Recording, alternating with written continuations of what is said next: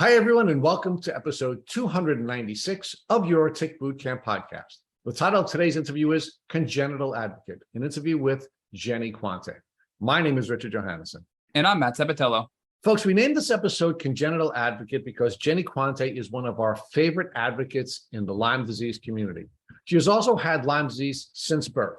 And as a result of Jeni having dealt with congenital Lyme disease for her entire life, she has become a very effective advocate. She is a registered nurse. She is a fantastic content creator where she creates educational Lyme disease and chronic illness content.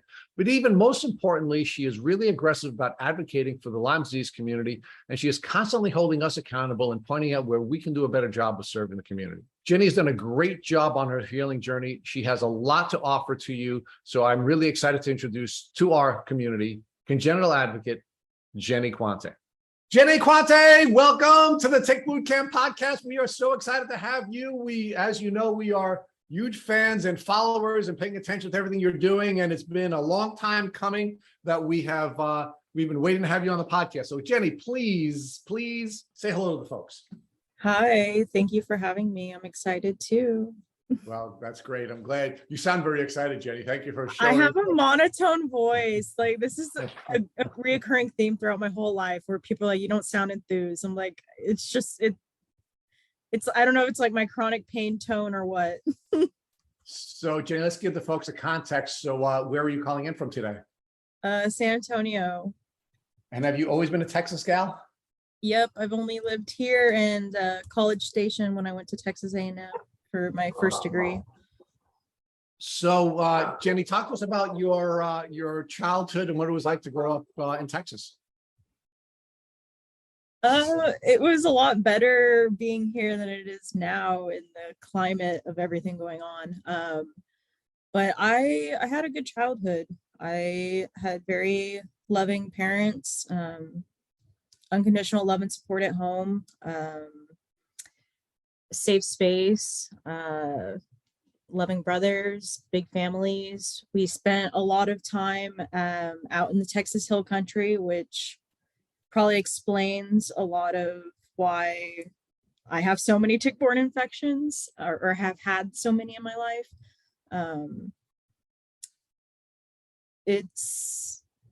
I've traveled a lot. Like I was privileged in my upbringing to where we would do like road trips, but we mostly stayed like in southern states, but we did make our way to like California and stuff sometimes.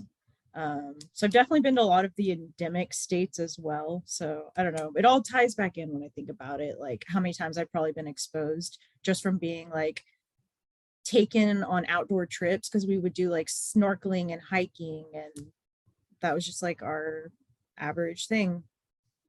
So let's talk about the safety precautions, if any, you were taking on these various trips. So I'm assuming when you were going snorkeling, you were given safety instructions so you wouldn't drown while you were snorkeling. Were you likewise given safety instructions about how to keep yourself safe from ticks and tick diseases?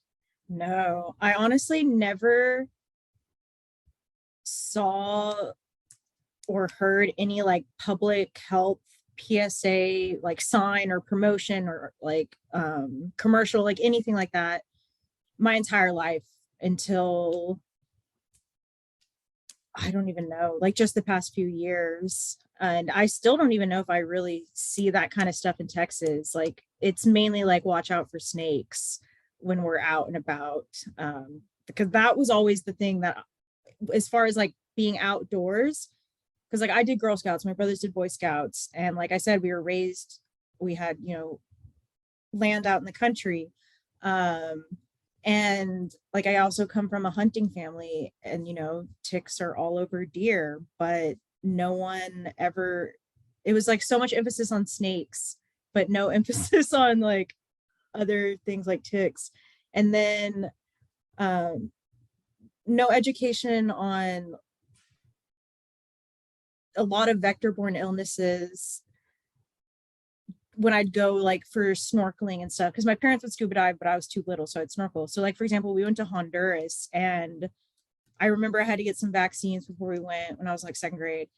But the only thing that really stuck out is they put me on anti-malarials, and and then we like, don't drink the water while you're there. But that was like it. And it's like, who knows, I was immunocompromised then. So it's like, who knows how much I brought back into my microbiome and then like contributed to me being so sick the rest of my life just from travel like that. And just the only thing they were talking about was like, oh, you may get malaria, so let's put you on anti-malarials. But that was it. It's like, just no. And my mom's a nurse, so it's like she's always been super big on public health. Like, I was the kid with a mouth guard, because my dad's a dentist. Like, I was the kid with a helmet and elbow and knee pads, like wearing the like glow in the dark vest if you're gonna go run at night. Like, my parents are always on top of that public health safety stuff. So it's just so disappointing in hindsight that none of it was discussed, so that even parents who were like actively trying to take care of their kids with preventative measures, like the education wasn't out there accessible, and it still really isn't. Even to medical professionals who were parents. Yeah, that's what it's like.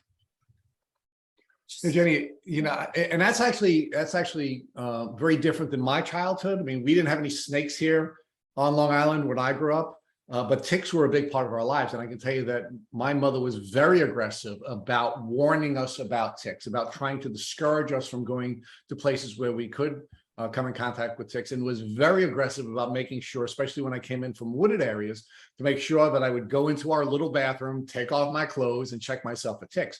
And I often found ticks on me because that was a big part of my childhood. And I'm an old man. We're talking about going back, 50 years ago, we were doing that. So, there is a huge contrast, cultural contrast between the information that was available to us on Long Island and the information that was available to your folks who were probably my age and raising you when you were a child, not even having that information available to you during your childhood. That seems interesting that there was such a cultural divide with the information that was available.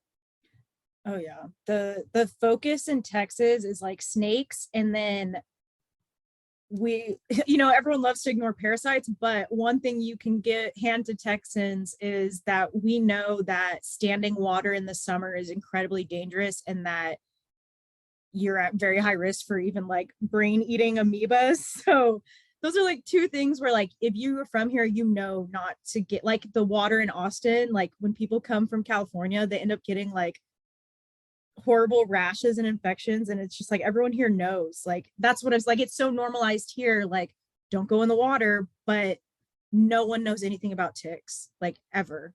Like, I get people who reach out to me from childhood who are like, doctors don't know what to do. Like, especially when it's people who are darker skinned. Like, I have a Black friend who just reached out and was like, I'm scared that when I go to the pediatrician, they're going to gaslight me because my daughter's rash, like the bullseye rash, changed colors just within the same day. And she was like, like freaking out. It's like no one should have to worry like that when it was like a perfect bullseye rash too. Like, but it's just like, yeah, it's interesting how even though I was always outdoors as a child and like playing in piles of leaves, like things that now I cringe when I see other parents let their kids do it, but it was like a free for all. Like, we had no idea that it was dangerous. And I don't really know people who grew up pulling ticks off of themselves unless they were like in the military. Because like San Antonio, like, we host so many military members here, active duty and veterans. So that's really the only population that I heard it from a lot. But of course now we know they're everywhere, so it's growing. But yeah, growing up, we never talked about tick safety at all. Even in scouts, it's like both my brothers are Eagle Scouts, and it's like, they learned so much like survival wilderness stuff, and they still didn't talk about ticks. And they would go hiking in other states for like trips. They went to Alaska, they'd go, the Four Corner states and like California, and no talk about tick safety. It's wild. It is wild, and it's wild that even most people in the military are not trained on how to keep themselves healthy from ticks. And we interviewed Colonel Malachowski on this podcast. Mm-hmm. The Top Gun, the first first Thunderbird pilot in Europe, female Thunderbird pilot in the U.S. And she got sick on maneuvers. She became a director of a camp. I don't remember what her title was. She was a colonel, and she took her folks out on maneuvers, and she ended up getting bitten by a tick and getting sick. And she wasn't trained on how to protect herself from that, even in the military. So it is odd, I will tell you again, from a cultural standpoint, and growing up the way we grew up, that there was so little information to most of the rest of the community. It could just be that I had this crazy Italian mother who was just concerned about everything, and she read about ticks in the newspaper, and that was something that she was very aggressively concerned about. But the other part of it for us was we'd find ticks on our companion animals. Our dogs would have ticks on them all the time, and we had this tick kit.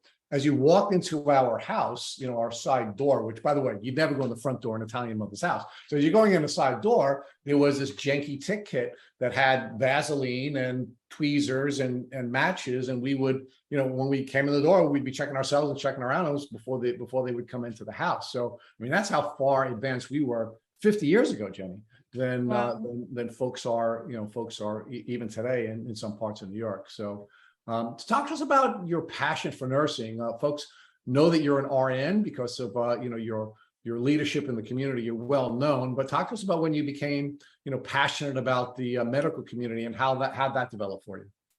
I've always loved medicine and healthcare. Always knew that's what I wanted to go into, and I'm sure a big part of that was just my dad being a dentist, my grandpa was a dentist, and my mom being a nurse.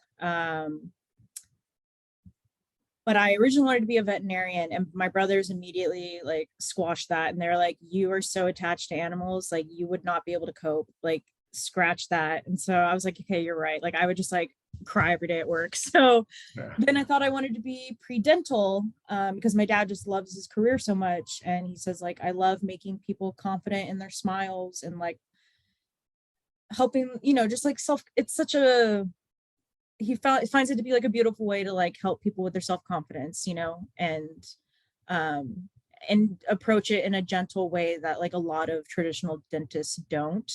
But since I got sick so young, I developed severe tremors. So by the time I was in my first year of college, I was pre-dental, and I was like, I can't do this.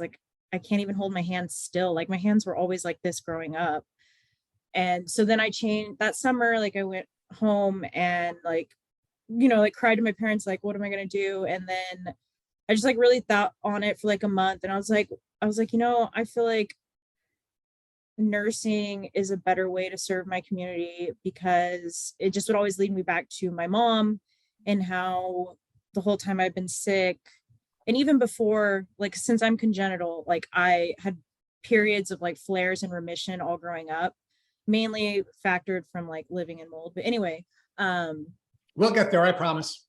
Yeah. But in hindsight, it's just my mom is the reason why I decided to apply to nursing school, because I just started thinking about all growing up, because I was very sick at that point when I was 19. And I was like, wow, she devoted her whole life to trying to help her sick kid, when doctors just gaslit not only me, but even her. And my dad would have to go to appointments with us because that the only way to get people to listen was because of him. And so it's just, she never gave up, and she was so fierce in her advocacy.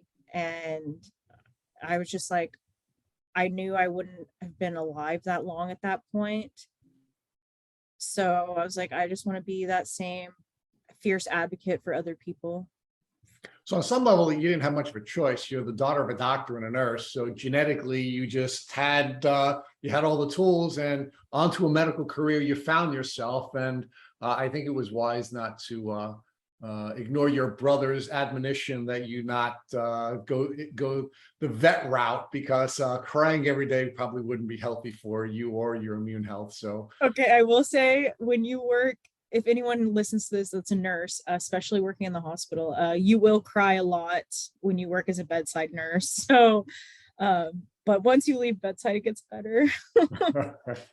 So Jeni, talk to us about where you went to college and what was that experience like for you? So I went to Texas A&M University. I graduated after 3.5 years. Congratulations, great school and short window. I took summer school every summer to get ahead. I kind of, since I got sick so young, the only part of my life I could really control was my grades, like my education, because I'd always done well in school growing up. So I dove into school. And like that was like my focus to try to get through everything else. So yeah, I was happy to like do summer school and just have like a distraction from treatments and being sick. So I graduated from A&M, and then my degree is, it was allied health was my major. So my degree is just in health, bachelor of science in health. And then I started nursing school back in San Antonio at the Health Science Center here 3 weeks later. And that was a 2-year bachelor program. So then I got my BSN, and then 2 years of working bedside as a blood cancer nurse. I got my national certification, OCN in oncology nursing. So it's just like an extra certification within your specialty that's credentialed. So that's my educational background. All right, so let's now build out your health journey, right? You said that you were having health challenges on and off from a very early age. Yeah. I'm going to ask you to look back now and talk to us about when you believe you first started to exhibit symptoms of what you now know to be your tick diseases. So from my mom's point of view is how it would really start, because it's before I have any memory. When I was a toddler, she said that I would have bouts of chronic UTIs. And when they sent me to specialists, and they do like renal function and imaging, and everything was normal. And it's like, okay, well, chronic UTIs can be a manifestation of living in mold and Lyme and Bartonella. And then I would have you were not diagnosed with any of that at that time, right? no, like Okay. as far as everyone was concerned, like my pediatrician and parents, I was perfectly healthy. You looked good. Yeah. But even like basic, labs and physicals, like everything was just, and my interactions with my age group and everything was just normal. But when I had these acute phases of issues, and then I would get like chronic yeast infections, I would have some GI issues. And then my mom said when I was little, and then I finally remembered this part of like kindergarten where like you couldn't get me to nap. It's like I'm not neurodivergent, and I don't have ADHD, but I manifested that hyperactivity of like I can't think of the word right now, but when you're like in overdrive, like during the day when you should be coming down from it.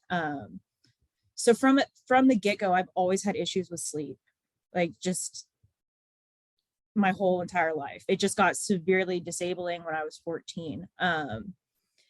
And then when I was in elementary school, I had periods where, so I got scratched by a cat in first grade. And then within like a year or two, I was living in mold at that time and we didn't know.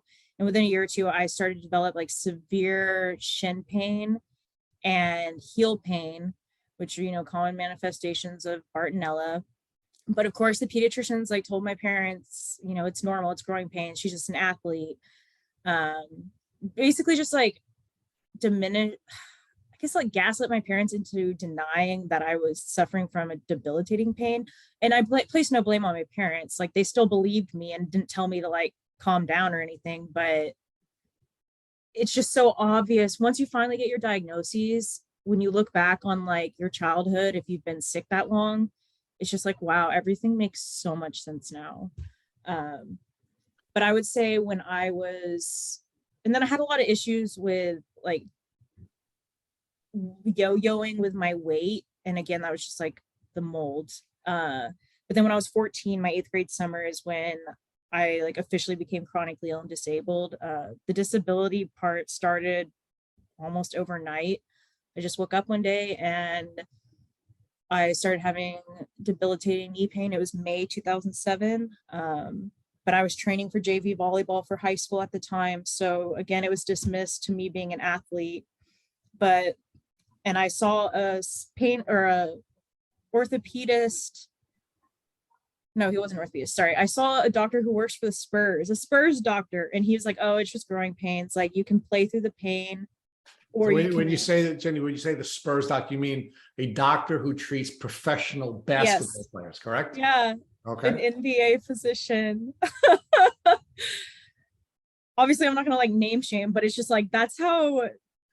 I mean, so many people have these stories where it's just like really prestigious doctors who take care of important, prestigious people, and it's just like they don't even know the reality of this because it's like debilitating knee pain overnight. Like Lyme disease should be included in a differential immediately, regardless of where you live, especially in children.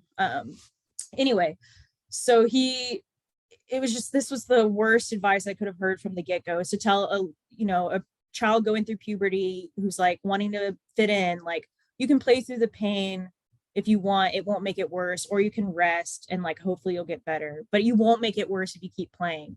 And so that was just like a horrible toxic mindset that I went into being disabled, like as a 14-year-old. It was just like, it just made me worse trying to play through the injuries. And then within like 2 to 3 months, I started having like severe insomnia. Like I was staying up till 5 or 6 a.m. And then I was sleeping through school all day. And I started having a lot of depression and anxiety issues. And then I started manifesting a lot of symptoms of babesia, like the drenched sweats, But you still especially at didn't night. know, but you didn't know that at the time, right?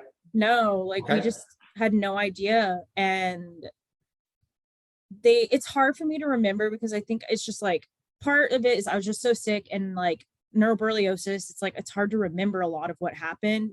And I was so young that my mom was handling most of the medical like conversations and scheduling and all that. But then also it's probably a contribution of like complex PTSD, where part of it's like blacked out because it's just so traumatizing to like think back on. Yeah, or just emotional rationalization. Right? That's how our mind protects us, by allowing Yeah. us to forget the pain that we were in during different phases of our lives.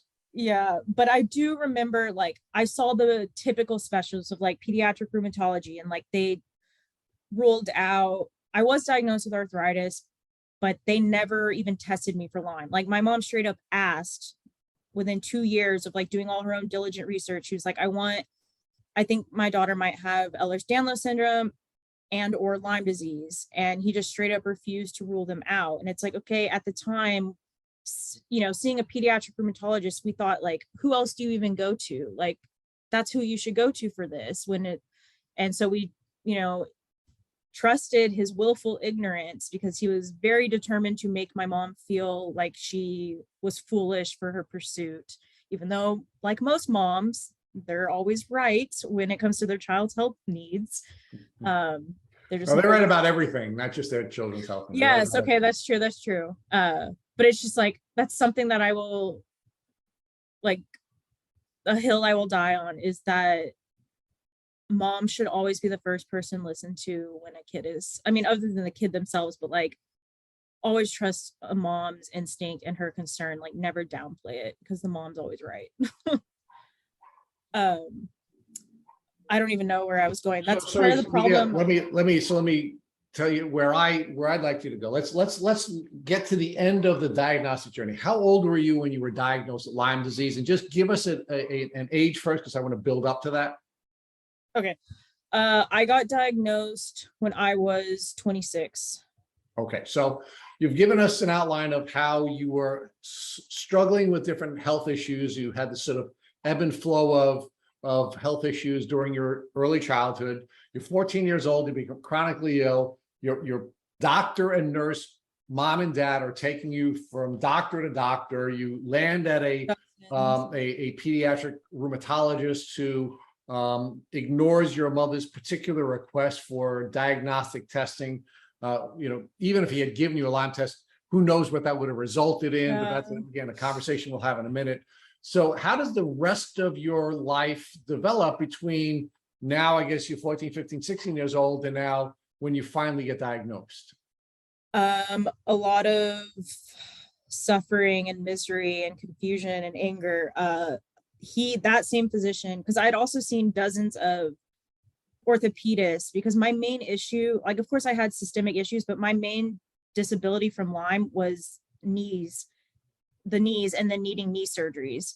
And I had to see dozens and dozens of doctors before someone knew what was wrong, synovitis, to do the surgery. So that doctor, the pediatric hematologist, I think I was 17 by that time, and I'd already had both knee surgeries. He diagnosed me with fibromyalgia, and that was my blanket label from age 17 to 26. And in that meantime, I kept seeing doctors, not getting any help, and then switched to an adult primary once I was 19, because, never got any help from my pediatrician. And then he did so many different modalities with me. Like, he's very big on integrative medicine. He's part of why I'm so into integrative medicine, because seeing my own medical doctor embrace it really made me embrace it even more. And I tried everything in Western and holistic medicine that you would do for something like fibro, and I never made any progress. Like, I didn't even want to be alive. I was so miserable. And then finally he tested his sickest patients for tick-borne diseases, and we all came back positive. Like, all his sickest patients who weren't making any progress with whatever diagnosis they had at the time. So that's how I finally got diagnosed. So a good doctor. and Matt's going to spend some more time building that out with you, but let's stay with the fibro for a minute. So that seems to be like this catch-all diagnosis that doctors love to give to folks. Give me your reaction first to the diagnosis generally, because we've been taught that it's actually considered a mental disorder rather than a physical disorder, right? You're somebody who has symptoms without a cause.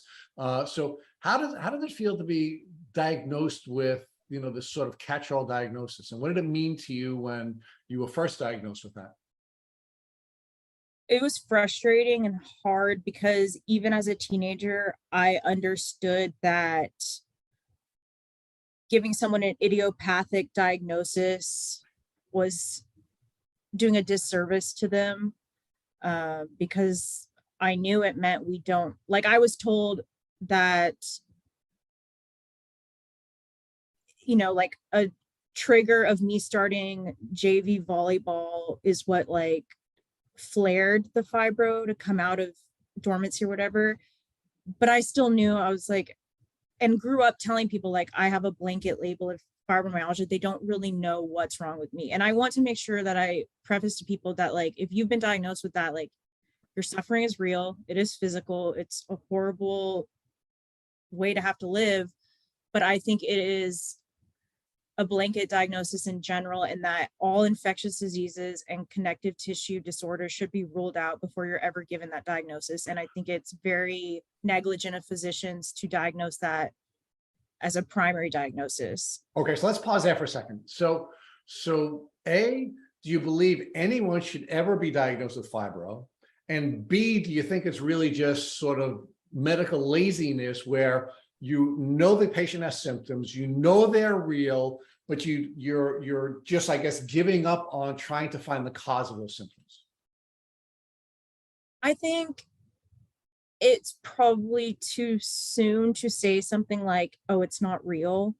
Because they're not saying that, right? They're not saying that. They're saying it is real. You have real symptoms. You are sick. You have physical symptoms, but we don't know what's causing it. So we're going to give you this.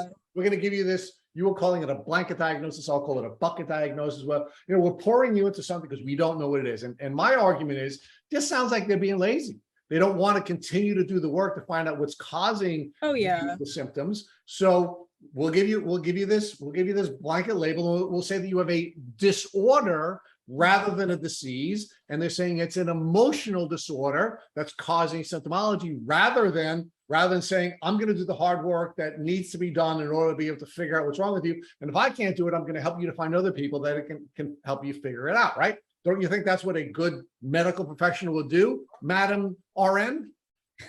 Yeah, you would hope. But I think part of why I don't want to, like, do away with the diagnosis completely, like, from my opinion, is because I come from a medical opinion of, I just think about, like, the hell of our for-profit healthcare system where, like, you need an ICD code. So, and, like, healthcare, access to healthcare is a privilege. Having a diagnosis, period, whether it's a blanket label or a root cause, is a privilege. Okay. So sometimes people may have to have that diagnosis just so they can get access to basic care, whether it's just like pain medication or massage therapy. Like, I don't, you know what I mean? Like, that's why I think it's important to still include it in the conversation, but I think it is a huge, huge, huge disservice and very lazy. And I don't know if it's just straight up negligence or borderline negligence, but because it's dangerous, because like how many people become chronic and or die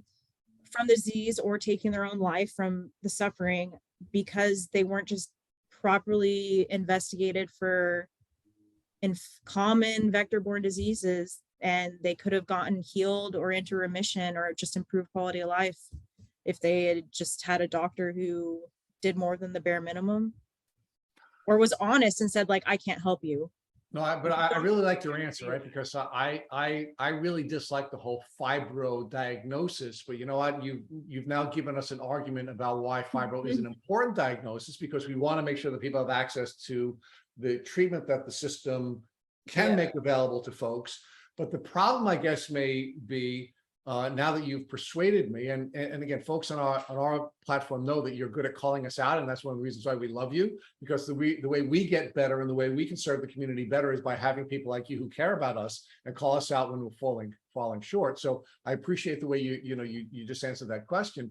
But I guess my follow-up, now that you've done that, is do we put ourselves in a position where we're giving doctors an excuse to continue to be lazy because they've now given us a code that gives everyone the tools they need to treat this? But all right, now you have fibro, so you don't have to look any further. Yeah, there's so much nuance to it. It's a hard conversation to have. I think like even if someone can at least get that as an initial diagnosis and then be educated on like, hey, these are all possibilities of what, like, you may have small fiber neuropathy. So like if you can afford to go to a neurologist, like I would, or if you may have Lyme disease or Bartonella, like if you can afford to go see a Lyme doctor, I would, or you may have Ehlers-Danlos, or you may have MCAS, like, if you can afford to go see an immunologist or an allergist. So it's like, at least it can give them a step into the system. But I agree, like there needs to be heavy emphasis and education on this is not a root cause diagnosis, and it's only going to get you so far in the door and it's only going to help you so much. That's a huge thing. A part of why I'm so passionate about nursing is because like a pillar of nursing is the patient education. And like that's a huge issue between physicians and patients. And like where we fill the gap is we provide a lot of reinforcement and education that the doctors almost kind of just expect the average layperson to know. And it's just like the average person in the country has a 5th grade reading level. Like you can't expect people to know even where to go for more answers. Like if you like, so what you're saying, if you just say, hey, it's fibro, well, then they may just suffer with that for the rest of their life and not get any improved quality of life because no one told them like, look further. So Jeni, you had this experience during your childhood where your mom was suspicious of tick-borne illness, but your pediatric rheumatologist refused to test you. And I just find it weird that, a medical professional would ignore the request of his medical colleagues, a doctor and a nurse, asking that this test be given. But ultimately you do get diagnosed with tick-borne illness. How did you go from a doctor refusing to test you to finally being tested for tick-borne illness?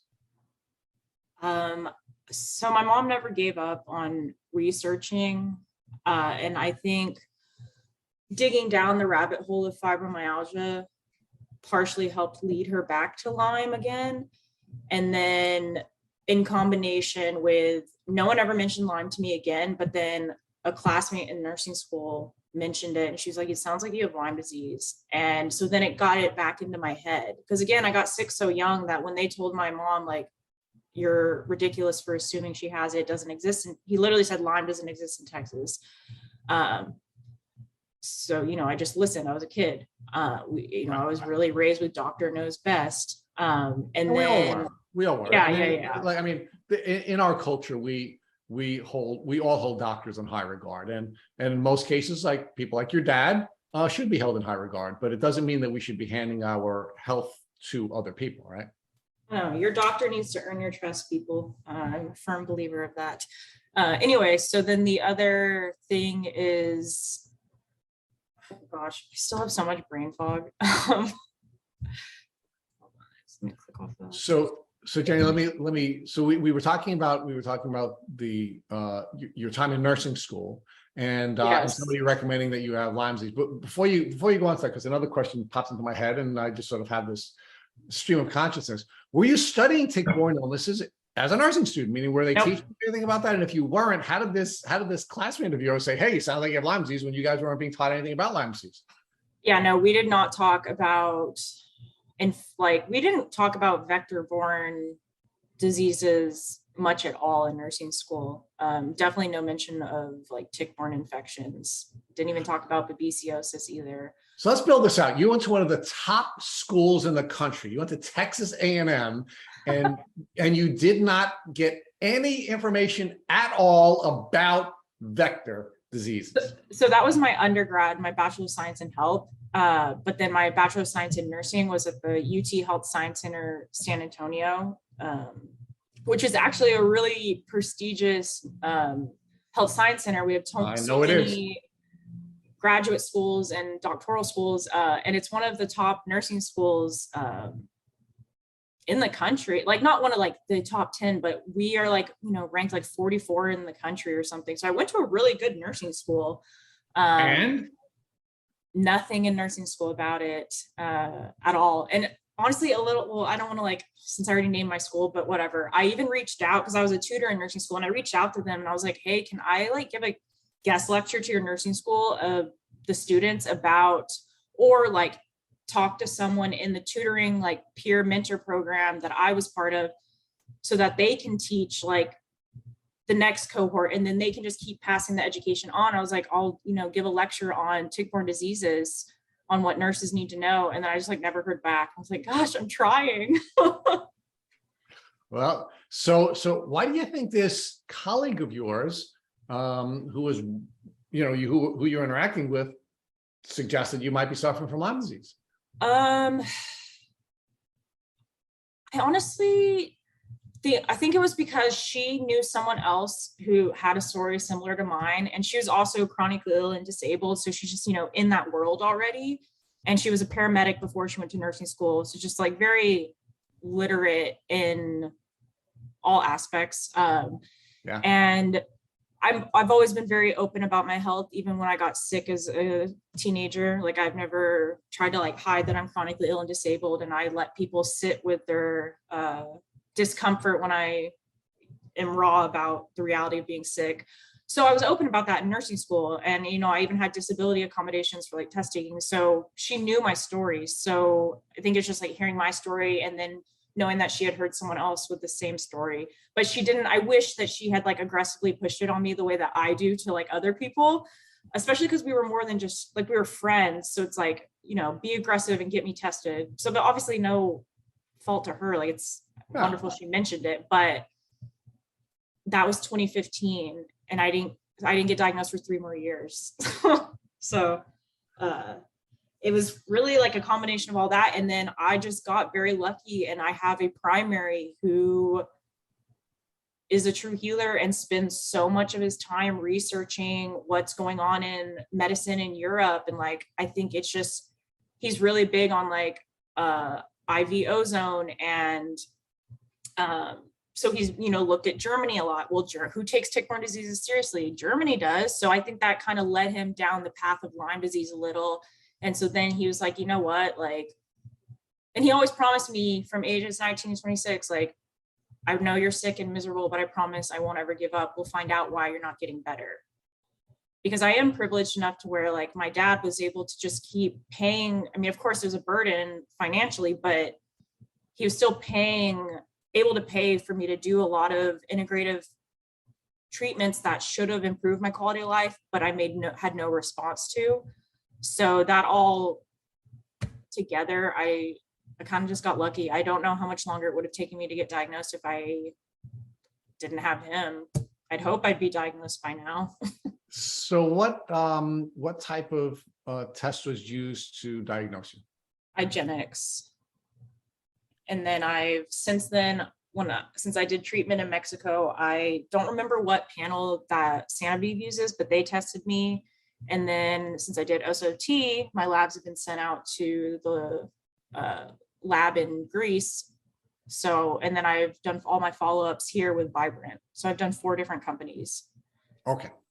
So let's pause that for one more second before Matt he's jumping out of his chair because there's so many questions to ask. Rich, you're killing me, Rich. Come on. When Matt jumps out of his I'm sorry, chair. I ramble so much. No, you don't. You're not rambling at all. This is fantastic. So Jeni, what was your emotional response to finally getting a diagnosis?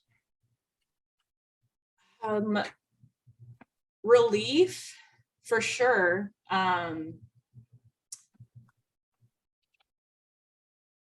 It's relief in like 2 different ways. It's like, one, it meant, at least I thought it meant navigating the medical system was going to get easier.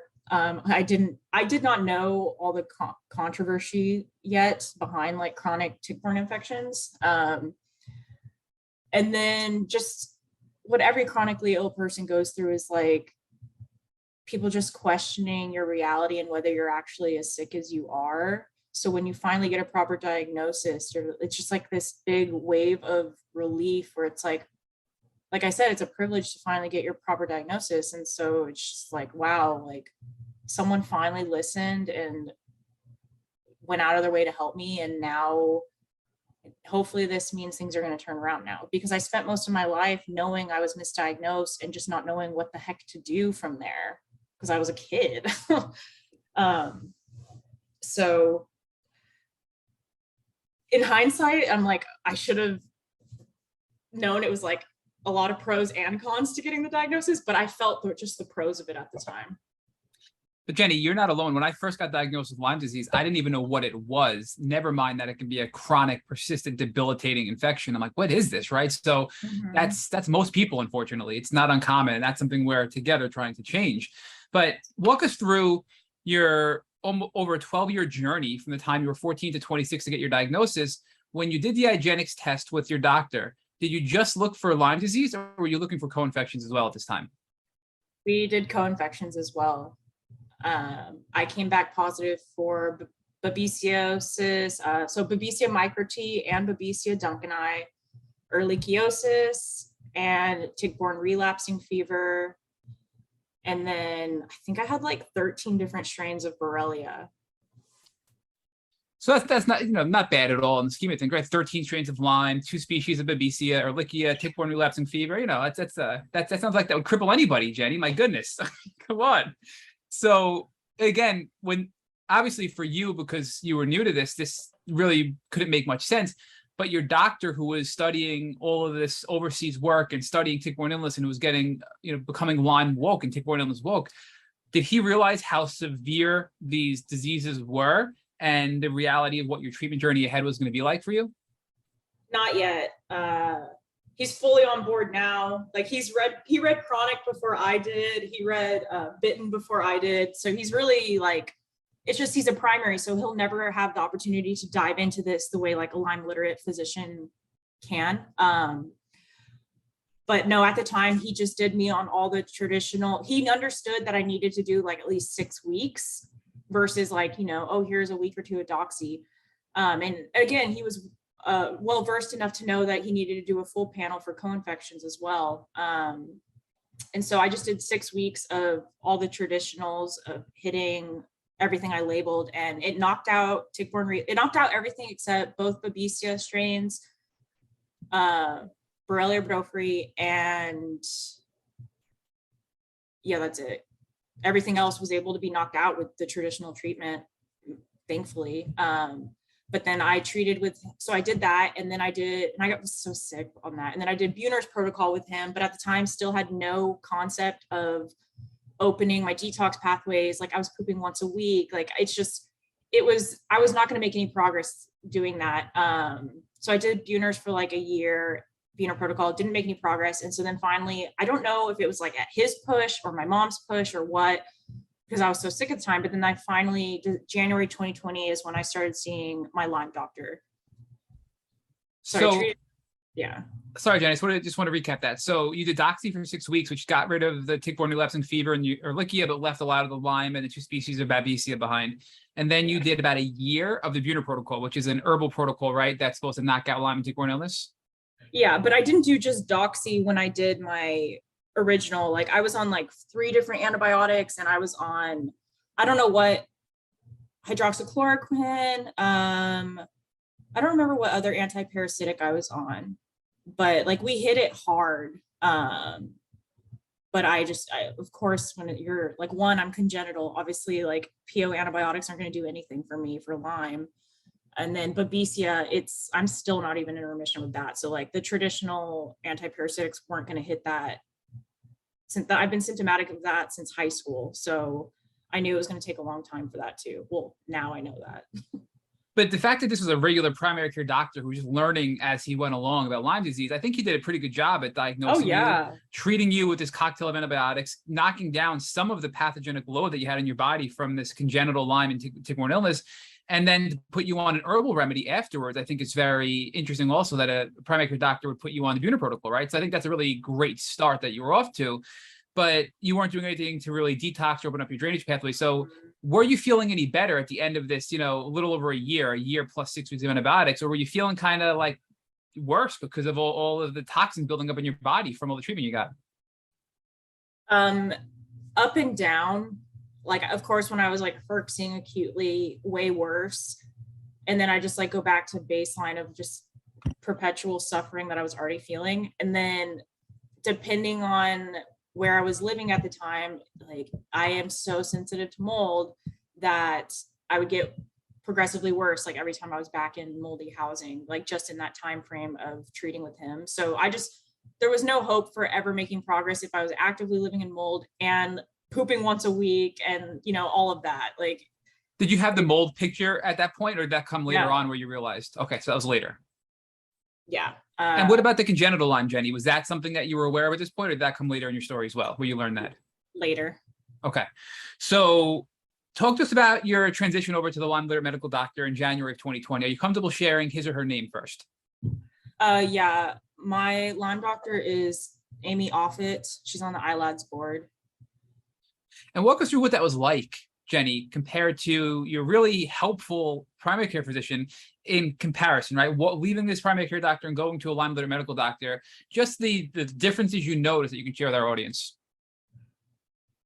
So I'm, again, a fortunate case where my parents were able to afford to actually let me see both doctors, because my Lyme doctor is 2 hours each way from me. So, it's just not feasible. And then going to see her is like hundreds of dollars more per appointment than him. So anything I could do in San Antonio through my primary, because he has an infusion clinic as well that a nurse practitioner runs. So I was able to do a lot of stuff through my primary, like based off what she would suggest, Dr. Offit. So wait, Jenny, your primary care doctor put his ego aside and was taking feedback from a specialist to help treat you. Oh yeah. That's super rare too. I mean, come on, that's amazing. Generally doctors, when that happens, they're like, see ya, peace out, right? I mean, that's surprising to hear.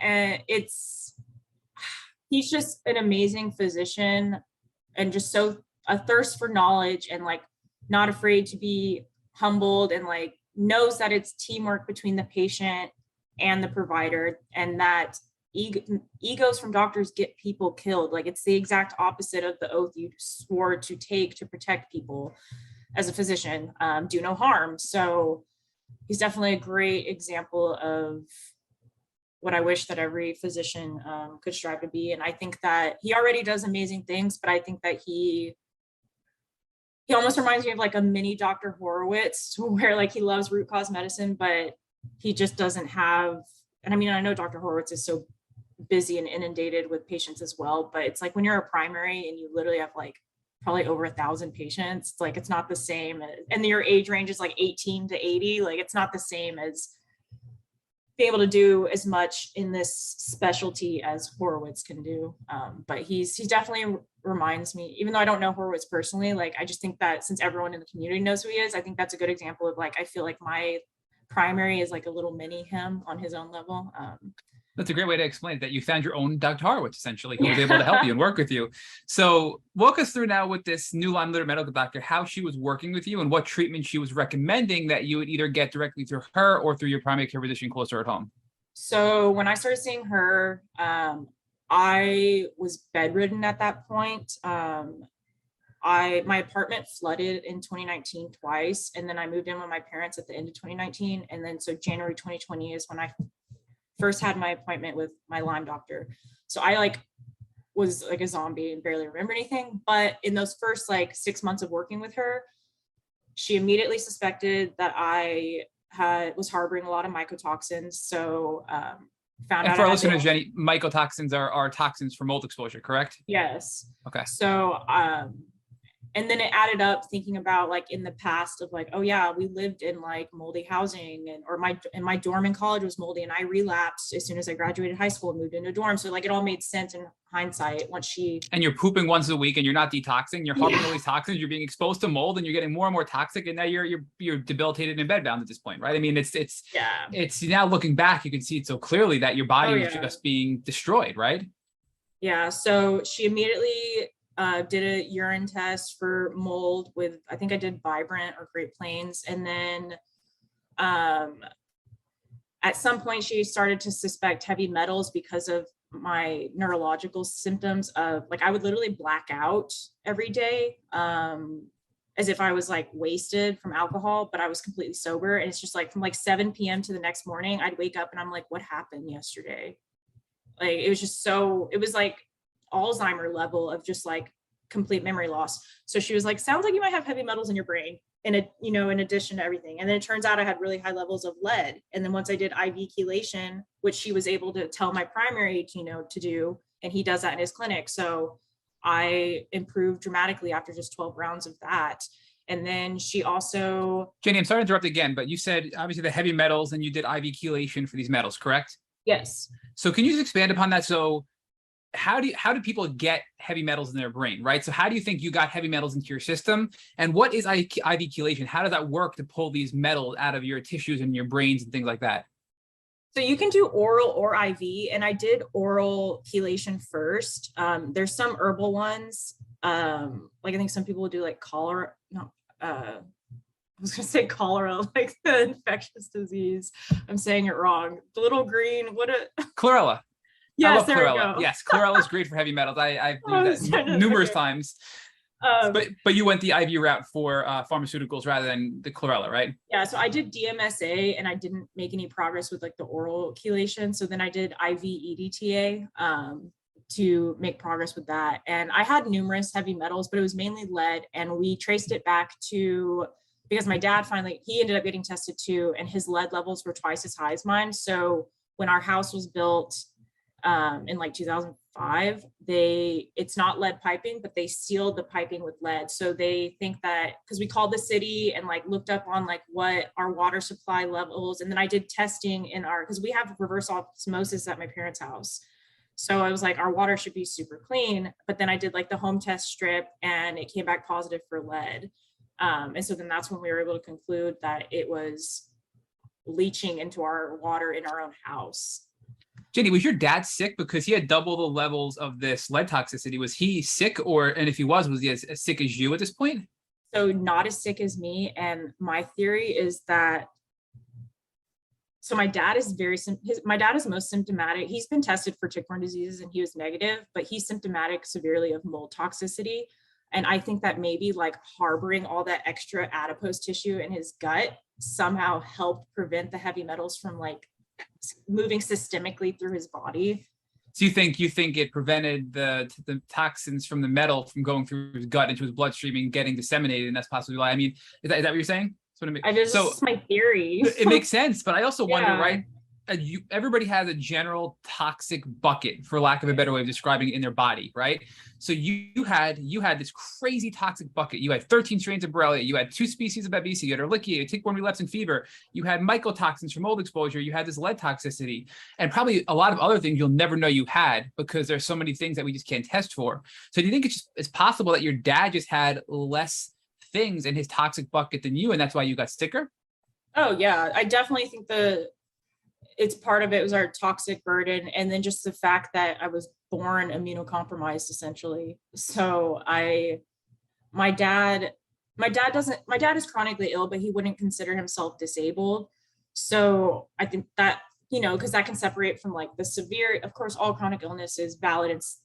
It's horrible suffering, but how much does it impair your activities of daily living? My dad's never had to take a work from break. Like I was bedridden. I had to take a 2-year medical leave from nursing. Like I wasn't able to like bite the bullet and push through like he could. And I think it has to do with the fact that like my immune system never developed properly, and that I lived in mold like before my immune system developed the same, like, whereas, he grew up in probably safer housing as a little kid than I did.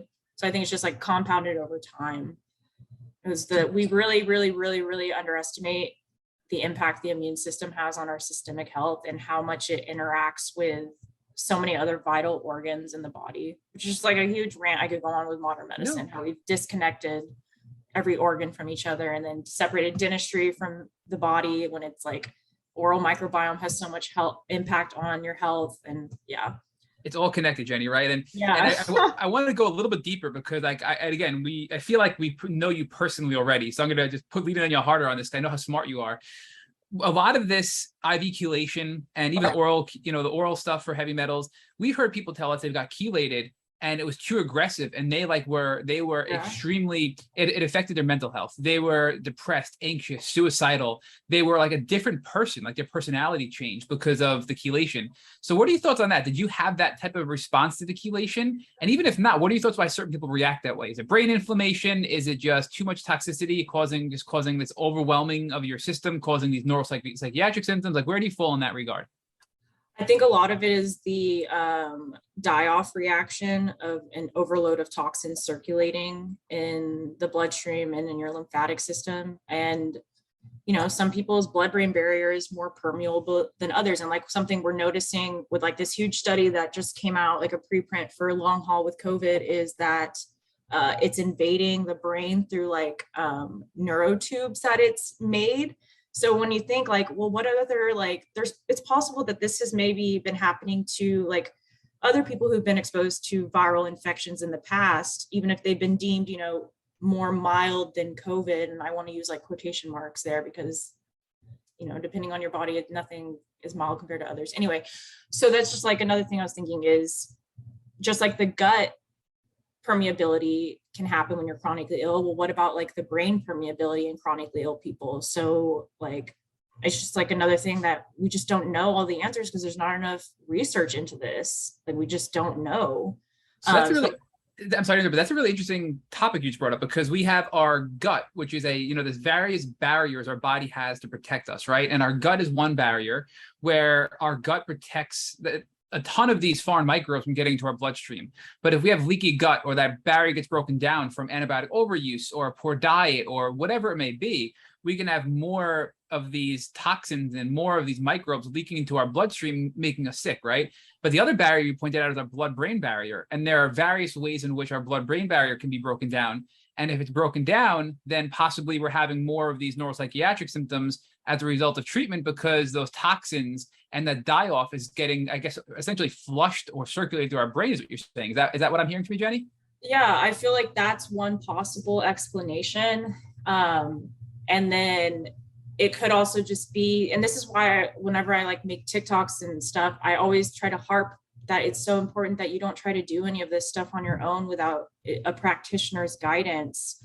Because if your detox and methylation pathways aren't open, like your lymphatic systems aren't running well, if you don't know what your basic CBC and CMP labs look like, is your kidney and liver functioning well? Like you need to know this stuff before you, because for some people, like, yeah, you could have suicidal ideation, you could have a seizure, like it's, and I don't say that to scare people, but like, that's just the reality. Like these are complex chronic illnesses that unfortunately aren't well understood by the average physician or Western medicine as a whole. So yeah, like it doesn't surprise me to hear that some people have gone through like hell with side effects. Like when I took disulfiram, I stopped producing dopamine. Like it was the worst 6 months of my treatment by Well, far. we're gonna get there, Jenny. I don't want to jump ahead because I have so many questions for you still. So Okay. for you though, with the chelation, it was well received and you felt a little bit Yeah. better, and you didn't have any extreme flares or anything, correct? No, I did totally fine with it. Okay, so you did the chelation, and now let's continue on. So with this doctor, in addition to chelation, with the Lyme litter doctor that you're seeing, what else was she doing with you besides chelation? And prior, obviously, you did the antibiotic cocktail and the herbs. What else was going on in your treatment here? She encouraged me to find a hydrocolon therapist to try to help me get my bowels moving because it was so bad. And so I did that once a week for 6 months to try to get the process going because I just had been chronically constipated like my whole life. And then what else? Was that helpful? Like walk us through, like obviously like you don't have to go into detail about the process, but once you started getting your bowels moving, were you feeling any better? Was it helping flush things out, or were you really not seeing any results from that? I would get relief for like a day or two and then just like go back to like my horrible baseline. But I'd say aside from like my joints being heavily attacked, like I'm obviously not on Megan's level, like bionic woman, but after my joints, I would say that my gastrointestinal system is like the most impacted after that. And then neurological would be next. But so I've had gastroparesis. So it's just like, I'm constantly battling like SIBO and opportunistic gut infections. And it's just like a never ending battle. So, it can take years to heal a leaky gut. So is that what gastroparesis is? Can you just give us a quick explanation of what that means? So gastroparesis is when you have damage to your vagus nerve. It's autonomic dysfunction. So like a lot of people in the Lyme community will have dysautonomia, like the main manifestation subtype being POTS. So this is another form of autonomic dysfunction, like your organs that you can't control. So you can't control your digestion either, and like peristalsis, moving it through your bowels. So for me, they did a gastric emptying study in undergrad. And so I got diagnosed with gastroparesis before I got my answers with Lyme and stuff. So food stays in my stomach for too long. So I could throw up like 12 hours after eating, and like there would be undigested food, and food shouldn't stay in your stomach for longer than 3 hours. So then imagine it going through like my intestines just as slowly. So then it ferments and like produces more bacteria. And think about normal healthy people who, like, if they get exposed to food poisoning or something, like they can maybe have some acute diarrhea and flush it out. Well, people like me, it's just going to sit and then like replicate more. So it's just, you develop gut dysbiosis. Like it's so common. Like I wouldn't say gastroparesis itself is super common with Lyme, but gut dysbiosis is. And I think that there probably are some people with gastroparesis who just don't know that that's what it is, because even when you go to see a gastroenterologist, that's not something that they are willing to look into right away. Like they are also in denial of the prevalence of gastroparesis. Because I think I had to see my GI for like 2 years before he finally diagnosed me with gastroparesis. So Jenny, what else were you doing at this point? Was there anything else you were doing with this Lyme litter doctor? We did talk about the chelation. We talked about some of the colonics. We talked about, I believe that was it so far. Is there anything else with this new Lyme litter doctor you were doing? So she emphasized detox work a lot. So I did like, bitter herbs, liver support, stuff like that. And I started to get as diligent as I could with my infrared sauna. I could only tolerate like 5 minutes every 4 days for like the first few months. And then slowly over time, now I've been using it consistently for like the entire pandemic. Cause I was bedridden like when COVID hit. Now I can sit in there for like an hour every day if I wanted to. I can tolerate it that long. And I contribute like my infrared sauna, just like sweating every single day, to a huge part of my healing, because so much of why we're all, individual bodies in this complex conditions. But for me, I think like a lot of it was my toxic load of just environmental toxins, because I also ended up this past year, I had urine testing for environmental toxins with my Lyme doctor. And like I had BPA, glyphosate, perchlorate, just like through the roof, like just full of like endocrine disrupting chemicals, and it's just, so then I did like a recheck after I kept diligently using my sauna, and like it was going down, as well as my mold. Like I've rechecked my levels of mold like 3 times since my original labs in the beginning of January 2020. And I'm down to 2 strains of mold, and I think I had 6 when I started, and they were all in the red. And now the last 2 are just like at the cusp of yellow. So, and then I was on cholecystramine for like 5 or 6 months to first try to hit the mold as hard as I could, the prescription antifungal. And then, you know, taking a binder diligently is really important. Like I really wish that doctors would emphasize that. So really with your Lyme litter doctor, you focused on making up for the deficit that your primary care physician had, which again, no fault of his own, but with your new Lyme litter doctor, she was focusing on your detox, your lymphatic system, getting these toxins out, and really helping your body do what it was designed to do and get these toxins out of you, so you're not so toxic and not so inflamed, and you can have some symptom relief, basically, right? Yes. And I think part of what led her to dive in, like obviously like a lot of Lyme doctors, it's common for them to immediately think mold if you are a chronic tick-borne patient, because that's a huge reason why people don't get better. But diving into more of the environmental and like heavy metal industrial toxins, I think that's because I had done ozone like in different routes on and off for years already, and I never even herxed from ozone or had a reaction. And so from her, and then I consulted with a Lyme literate doctor in Mexico, and together talking to them, we all concluded that it's more that maybe because I wasn't responding to ozone, it was more like some environmental toxins at that point than some of the infections anymore, if that makes sense. It does. No, absolutely, it makes sense. Your process of elimination, you're making deductions based on what's happening in your body and based on your body's response to treatment, for sure. So it sounds like you were doing pretty well with this Lyme litter doctor. How long were you with her for? And if you were doing better, why did you decide to make a pivot? Because I know at some point you went to, sounds like Sanofi in Mexico. So is that after this Lyme litter doctor?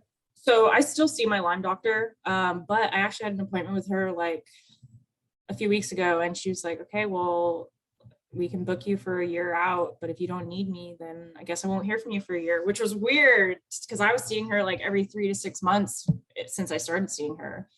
And she even had to have me hospitalized once, where like she had to call the hospital because they wouldn't admit me. Like she's fierce, love her. But so I was with her from January to July. I was on disulfiram. That was the first, aside from treating mold, I was also hitting Lyme, and I was on different antiparasitics, but I did not tolerate them. Like Mepron is what landed me in the hospital, and that's when they wouldn't admit me. And she was like, no, like you're giving my patient a bed. So you did this with your Lyme litter medical doctor, disulfiram and Mepron and the antiparasitics and the babesia treatment. That's still with your Lyme litter doctor, correct?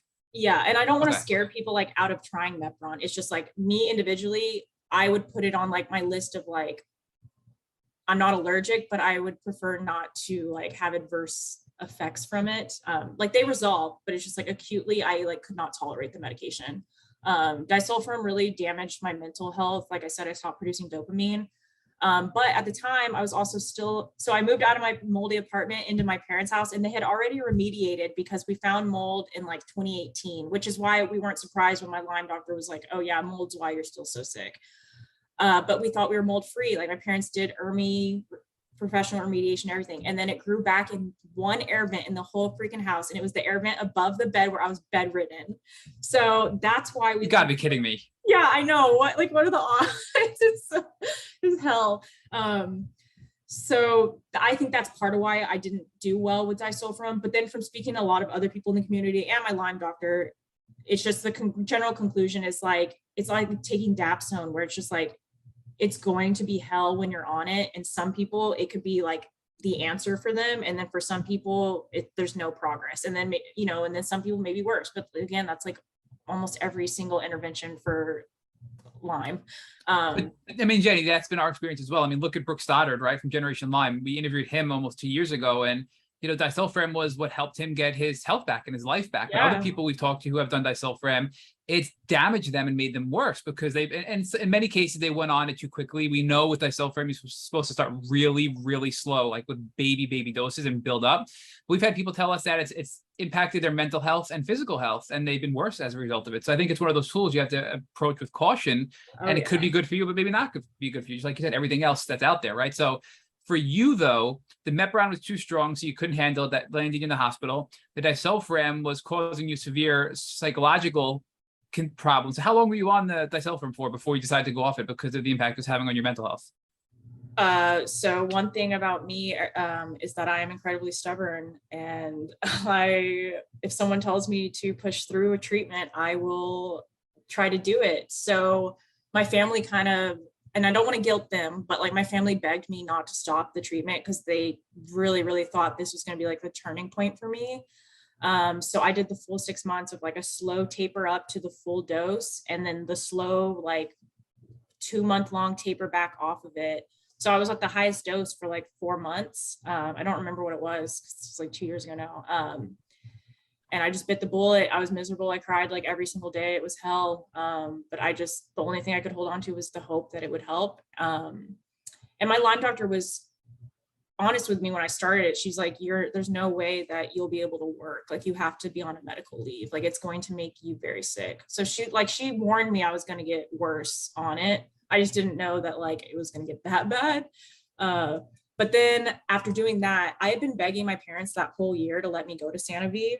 And then my grandma had died 2 years prior. So she left my mom money, and my mom was like, finally gave in after talking to my Lyme doctor, because my Lyme doctor, since she's on the ILAD board, she's familiar with these Lyme doctors in Mexico. And my mom was like, finally, like, okay, fine. If your Lyme doctor, who I now trust fully because she's taking good care of you, if she trusts these physicians in Mexico, then I'm willing to look into it further. So my parents, and at this point, like, I'll be honest, when I was on the disulfiram, like I was crying every day to the point where I was begging my parents to just let me stop treatment so I could die. And like, I've never been suicidal. I've never been suicidal. I've never self-harmed or wanted to, but I think almost everyone who's chronically ill can relate to where it's just, you're suffering so much in your own body that it's like, how can I'm being tortured. Like, I feel like a POW, like, how can I keep doing this? Because I was sleeping like 8 hours in an entire week. So I couldn't even escape reality, like in my sleep, you know?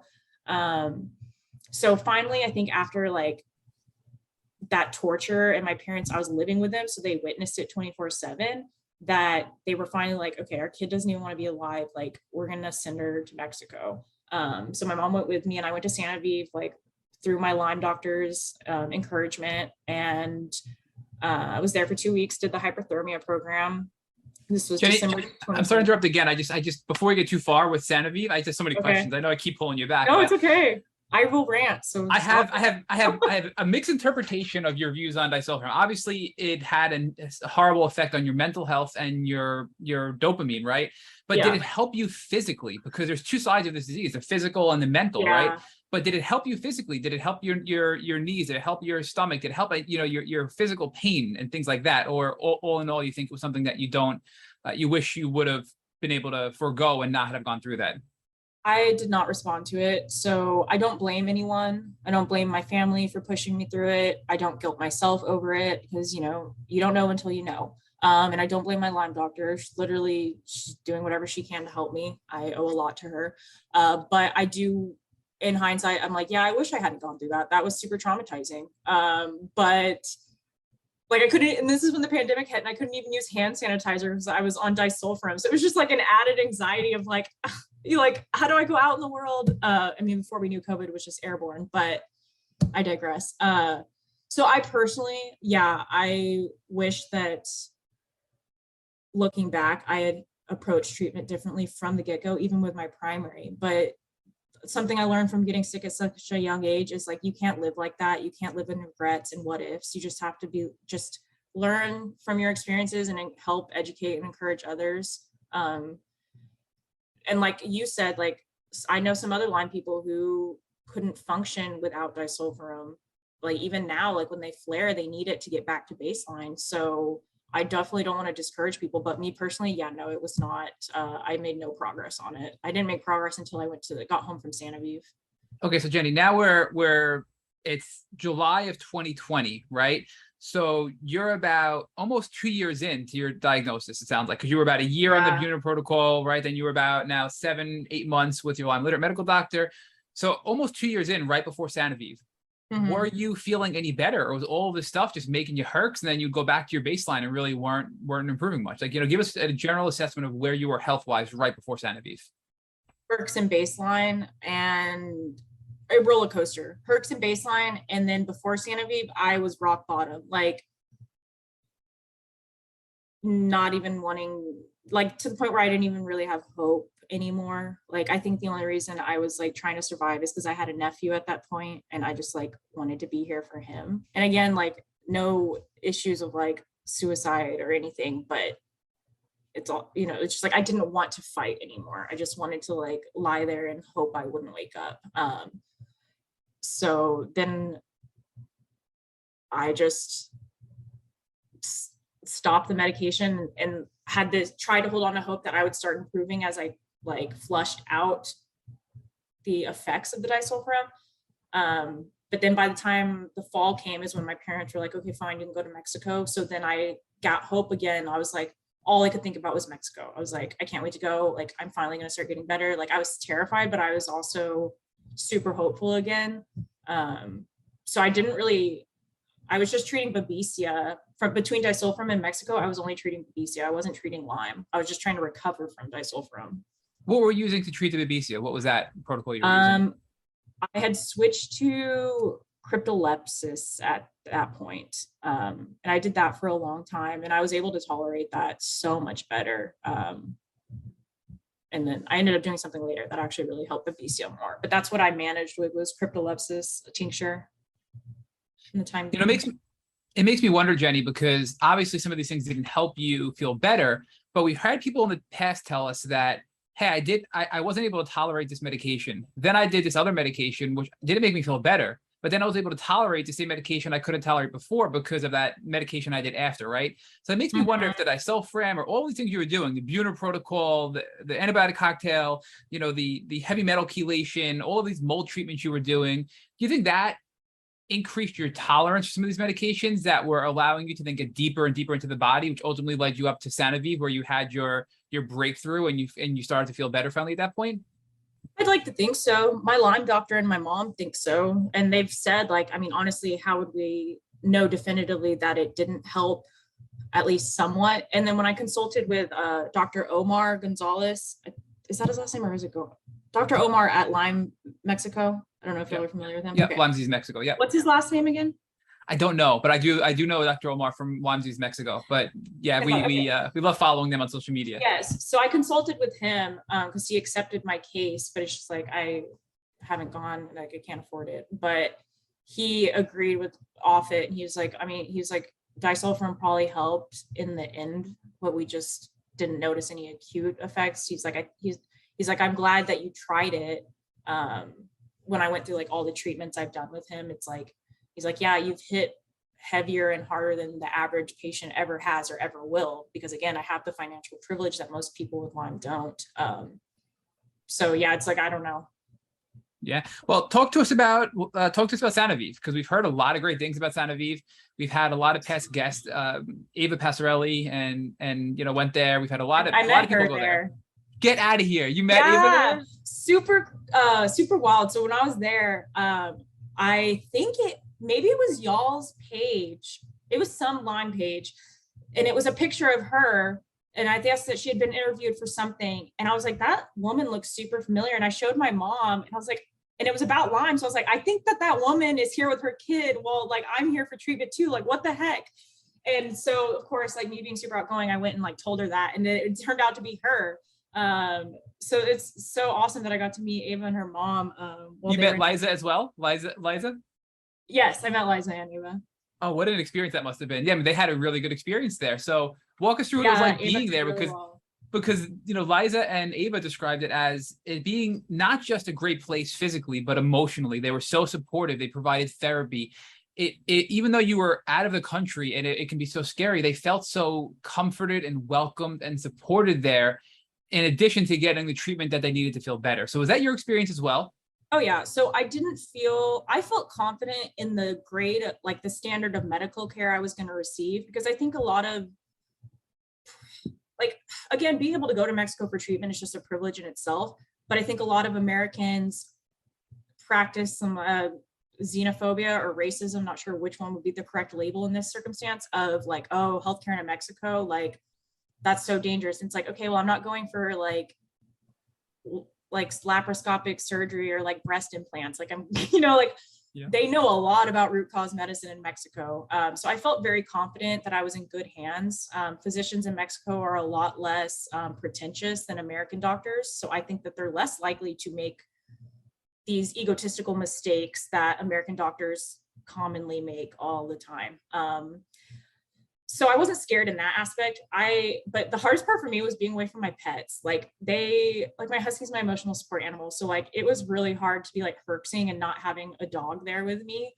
So that was hard, but I agree. Like I felt safe and that the staff was very supportive. And it was very helpful that you're allowed to take like a caregiver or whatever they want to call it there. They don't like to use that word, but that's what I would call my mom when we were there.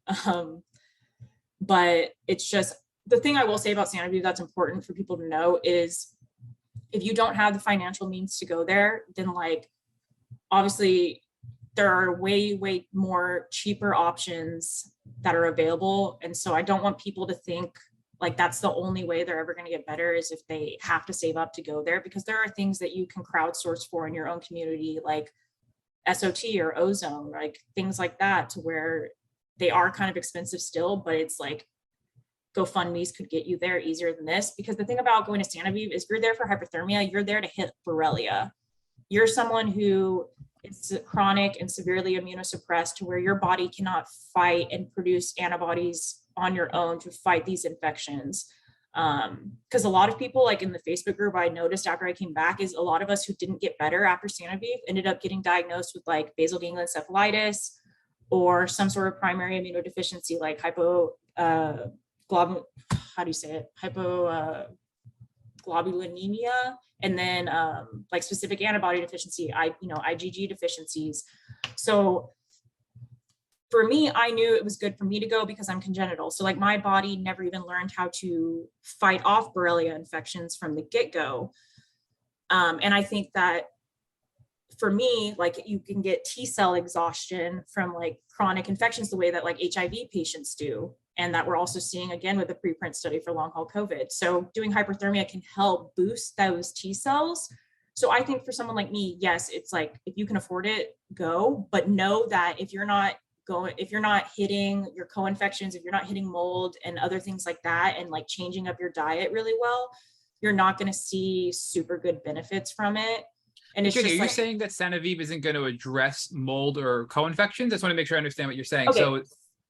So they will, but not on a like hyper focus level. Like when you're there for the 2 rounds of hyperthermia, like the whole body heated therapy.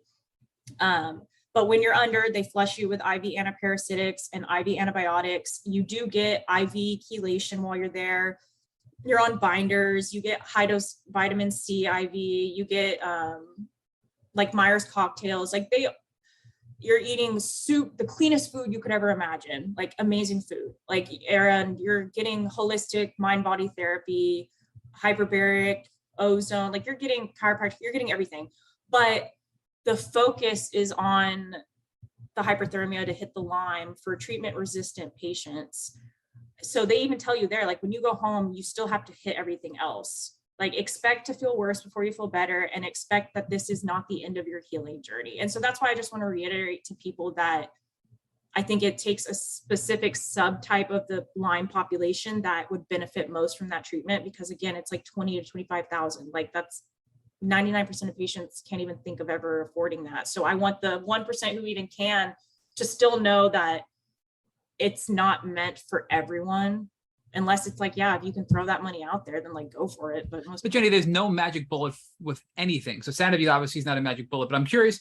So obviously you have to continue more co-infection treatment when you get home. But why is that? Hyperthermia, I believe, is effective at killing the Lyme bacteria at that high temperature. Yes. But the co-infections are not killed at that temperature. Only the Lyme bacteria. Is that correct, or am I mistaken with that?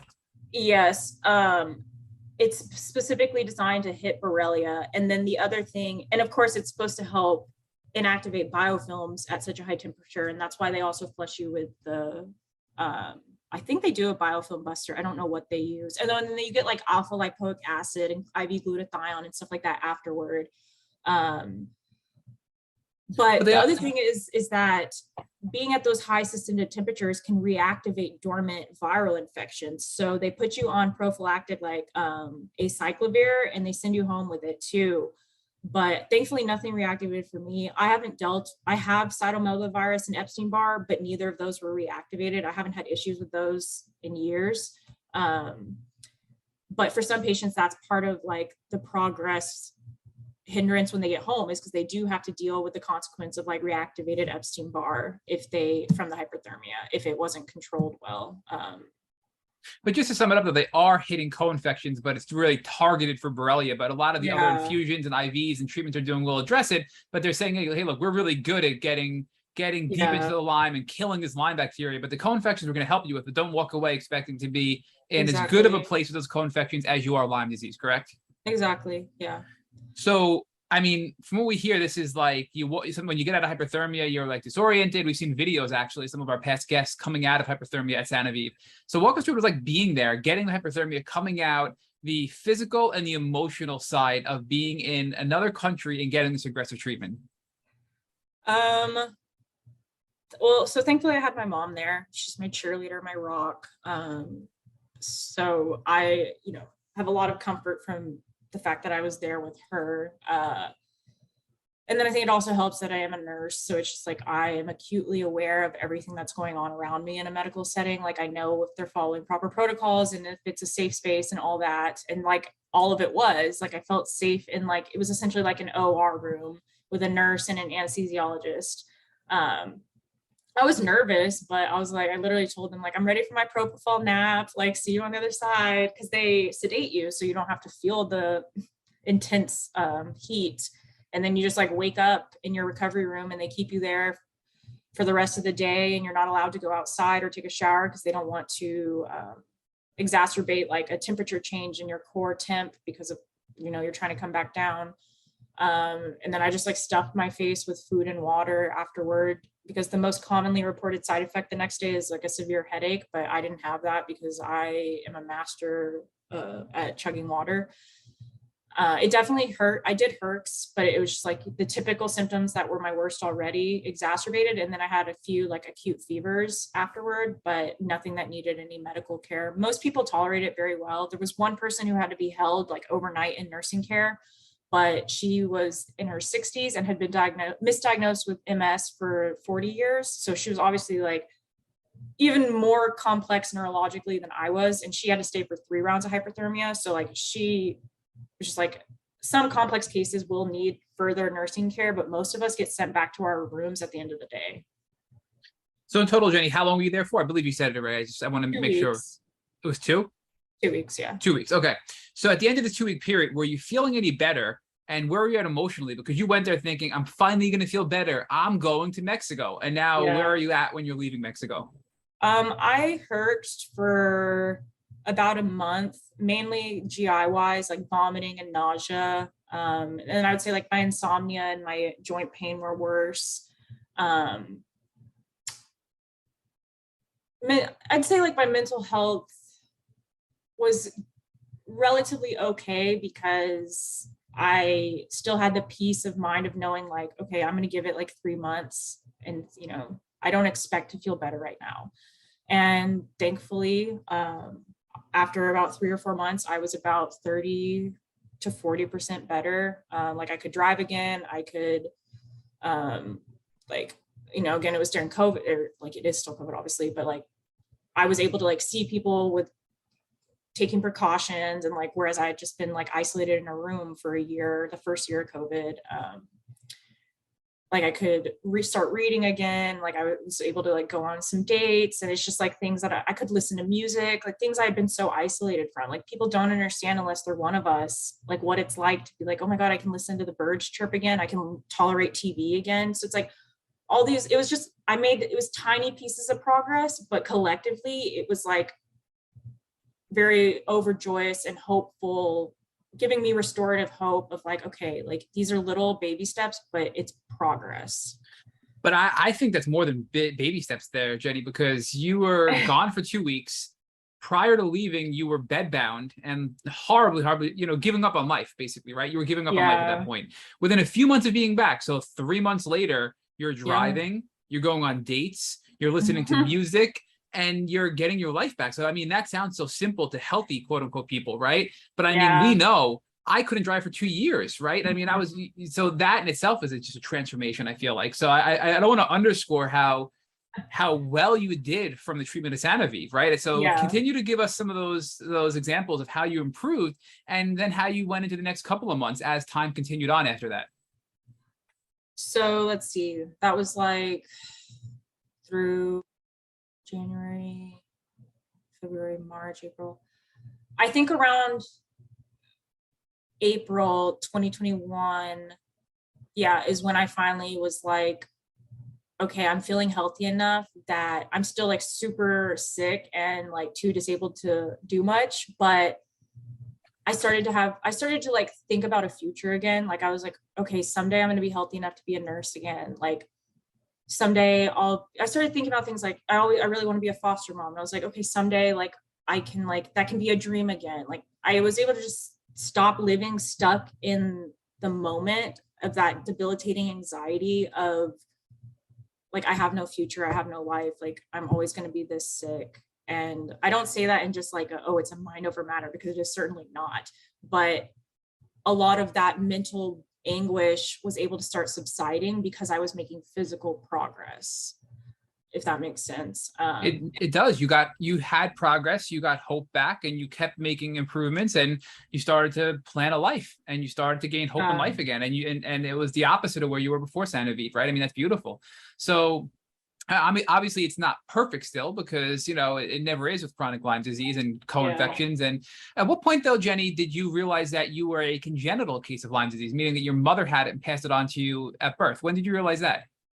Not until I started seeing my Lyme doctor, and we went through like my extensive medical history and family history. Because my mom had been misdiagnosed with arthritis and struggled with some mental health issues. And then my grandpa, her dad, and again, this side of the family like grew up in the hill country all the time, and he was diagnosed with Alzheimer's. So originally they thought it was because he underwent triple bypass and that lost too much oxygen during surgery. But in hindsight, we think that I'm third generation Lyme, because I have other cousins on that same side of the family getting tick-borne diseases rolled out right now. Well, probably getting diagnosed formally rather than rolled out. I think that they were misdiagnosed growing up as well, because 2 of them got sick when they were like prepubescent and puberty age as well. So I think that there's just like a handful of Lyme patients, and like my brother has some psychiatric symptoms of Lyme as well. So like I said, my dad's negative, but since my mom's not, and I just am waiting for her to do a full panel, because I sometimes wonder if we both got babesiosis acutely or if I got that congenitally too, because she's been symptomatic of that for like 15 years. So I'm like, it's not menopause when it's been 15 years of like drenched sweats. Well, Jeni, it's interesting you talking about the fact that your grandfather had Alzheimer's, right? I think you said right. So he had Alzheimer's, and right before this podcast, Rich and I received an email from Dr. Alan McDonald, who over 30 years ago made the connection between Alzheimer's and Lyme disease. And most Alzheimer's patients had Lyme disease, right, in their brain. They were finding it in biofilms. And he just emailed us. I just want to share with you and everybody listening. And he just emailed us before this podcast, and he's made a new groundbreaking discovery that he's going to be sharing with our audience and the world in the near future. So it's encouraging to hear that something that your grandfather was afflicted with so many years ago, there's still studies happening today and studies that were happening in the past to prove the connection between tick-borne illness and those conditions, And the more we learn, the more we can help people with these types of tick-borne illnesses, right? So there is hope, and that's cool, where it ties into you're starting to get hope back in life and plan your future. So let's hear more about, as this is about a year ago, right? So what happened from that point, summertime last year through the present date? It seems like you kind of got better and better and better. And you're just now doing more and more and more. Were you able to go back to work? Were you able to, because again, you were bedbound, right? You were literally giving up on life. And then it sounds like you were able to work a little bit throughout the last year, possibly as well. Yeah. So let's see, April 2021 is, I think the next month, April or May, I did my first round of supportive oligonucleotide technique through my Lyme doctor. When I sent out my blood to the lab in Greece, we determined that I am still just actively fighting Borrelia burgdorferi. So all my other strains of Borrelia are either cured or dormant, hard to know which it is. And then Babesia duncani is dormant, but I still have active Babesia microchi. So those, and then I have HHV7. Those are my 3 active infections. But I'm not really symptomatic of the HHV7. So I did SOT for Borrelia, and then 3 months later, I did SOT for Babesia. And then within like a month after that, my dysautonomia improved dramatically. So we're able to determine that the main cause, of course it can be multifactorial, but we think that the main cause of my dysautonomia was untreated Babesia, because I don't have anxiety anymore. I still have orthostatic hypotension, but I don't get the drenched sweats. I don't get the chronic fatigue. My fatigue, I just have normal, I don't want to say normal fatigue because it's still chronic illness fatigue, but it's not debilitating at all anymore. I could work a full day and then I'm my brain doesn't work because I have encephalitis and so I'm flaring, but physically I could handle a full work day.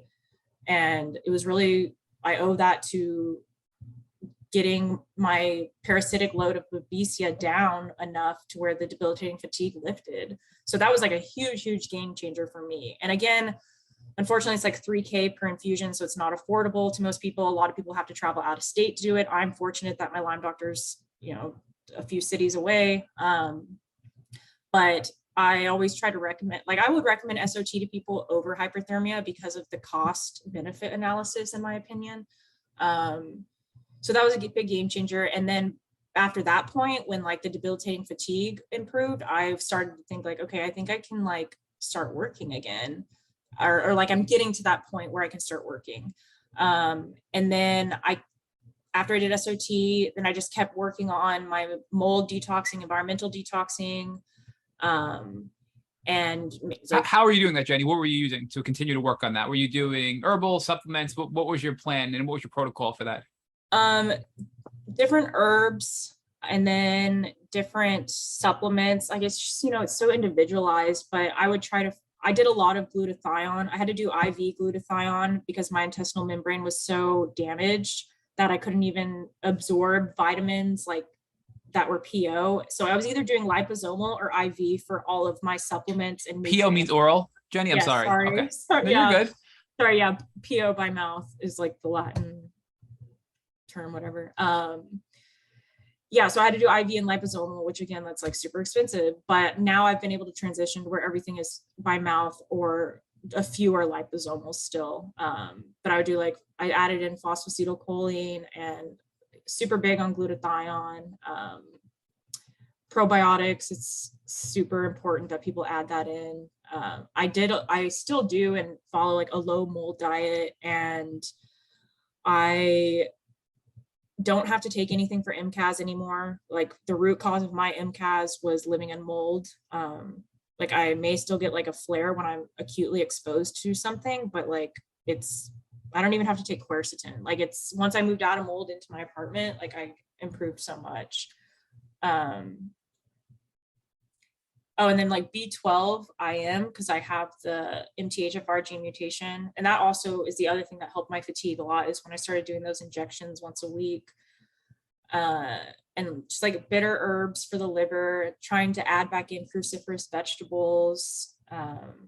and like I said, a low mold diet. So avoiding, like I cut out coffee, I don't drink alcohol, avoid processed foods, do my best and I finally this year went completely gluten-free because I did a stool like microbiome testing and I was like really reactive to gluten. So I don't know if it's the gluten or like the glyphosate technically. I don't know. It's like a whole nother conversation, but changing my diet, I didn't notice huge changes until I cut out dairy, gluten, soy, and processed sugar, like all, because I'd cut different ones out throughout the years. Like I've been dairy free since undergrad. But it wasn't until I cut all of them out that I was like, oh, wow, like this is actually helping my gut. Jeni, I'm curious, so have you ever had bread from overseas? Because Ali Maresco tells us she gets her bread, her semolina bread dough, imported, I believe, from Europe. And when she eats that bread, she's fine because it doesn't have the glyphosate that we get in our bread here, right? So have you tried that? Because I think it's a good way to help rule out if it's truly a gluten allergy or just, a response to the toxins that we're getting through the gluten that we have here in the States, right? Is that kind of where you were going with this? Yeah, that's a good idea, like somewhat of an elimination determination. If it's not an allergy, obviously don't do that if you think you have a strict allergy versus an intolerance. But no, I've never done that, but that is a very common story that I've heard when Americans go to Europe, especially like Italy. They can eat as much pasta and bread as they want. And just really in general, they can eat so much of the stuff that is the same product as here, but there's not all these additives and preservatives in it that are, they're illegal to be in the food there, but, it's the standard American diet. Isn't that crazy? The more we learn, the more wild it becomes to us that this is just standard practice here in the States. But Jeni, so you did, in addition to all the detox, you continued to work on mold and just getting everything, with the glutathione and all that stuff. But you did SOT for Babesia and Lyme, the two remaining strains that were active, correct? Yes. And then, that got you to a point where you were able to really function. So like, give us like, where are you at that point, right? Like, were you working? Where's your health then? Just want to get a good understanding of that. Okay, so come like September 2021, that's when I started doing parasite cleansing.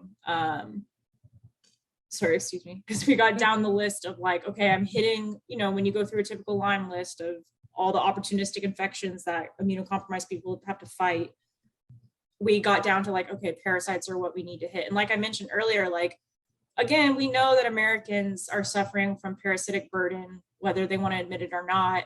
But like, I've traveled to Mexico numerous times. I've gone to Central America. Like, I have swallowed lake and ocean water hundreds of times in my life. Like, eaten raw eggs when my mom told me not to. Like, just ate dirt as a kid. Like, had pets everywhere. Like, so many exposures that we don't realize we have.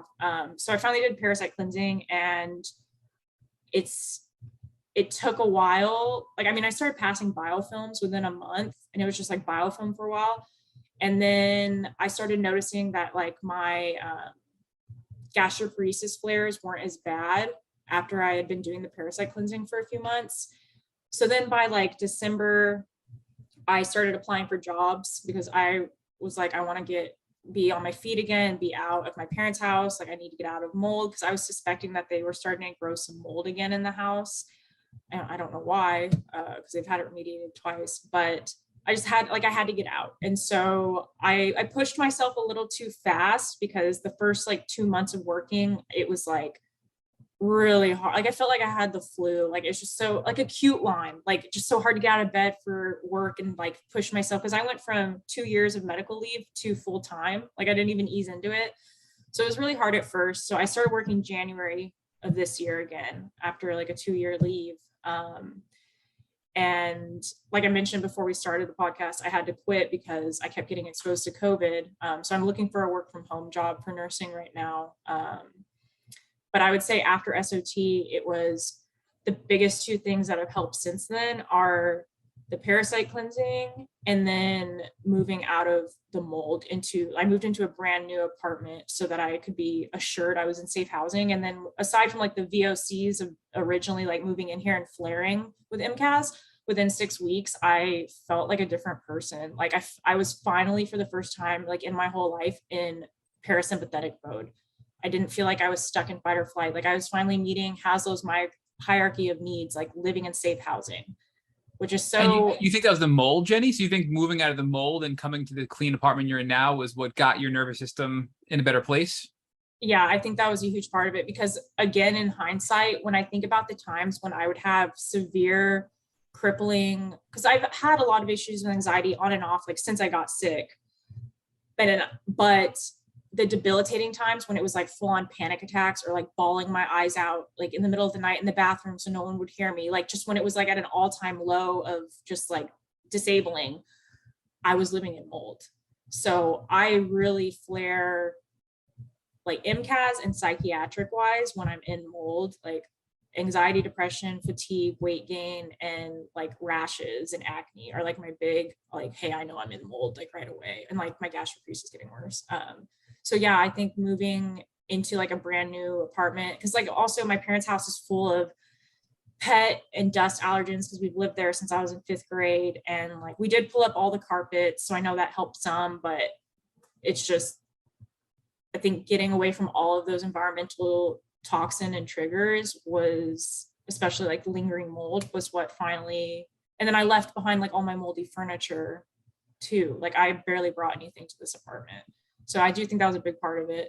And then since then, I've just been trying to manage with a lot of different herbal tinctures. I'm mainly hitting like dysbiosis right now. So still doing like parasite cleansing, and then I'm on tinctures for like SIBO, and I did do like that stool test. So it showed like the exact types of bacteria and fungi and stuff that are still in my gut. So I've just been hitting all of that since I moved out into this apartment.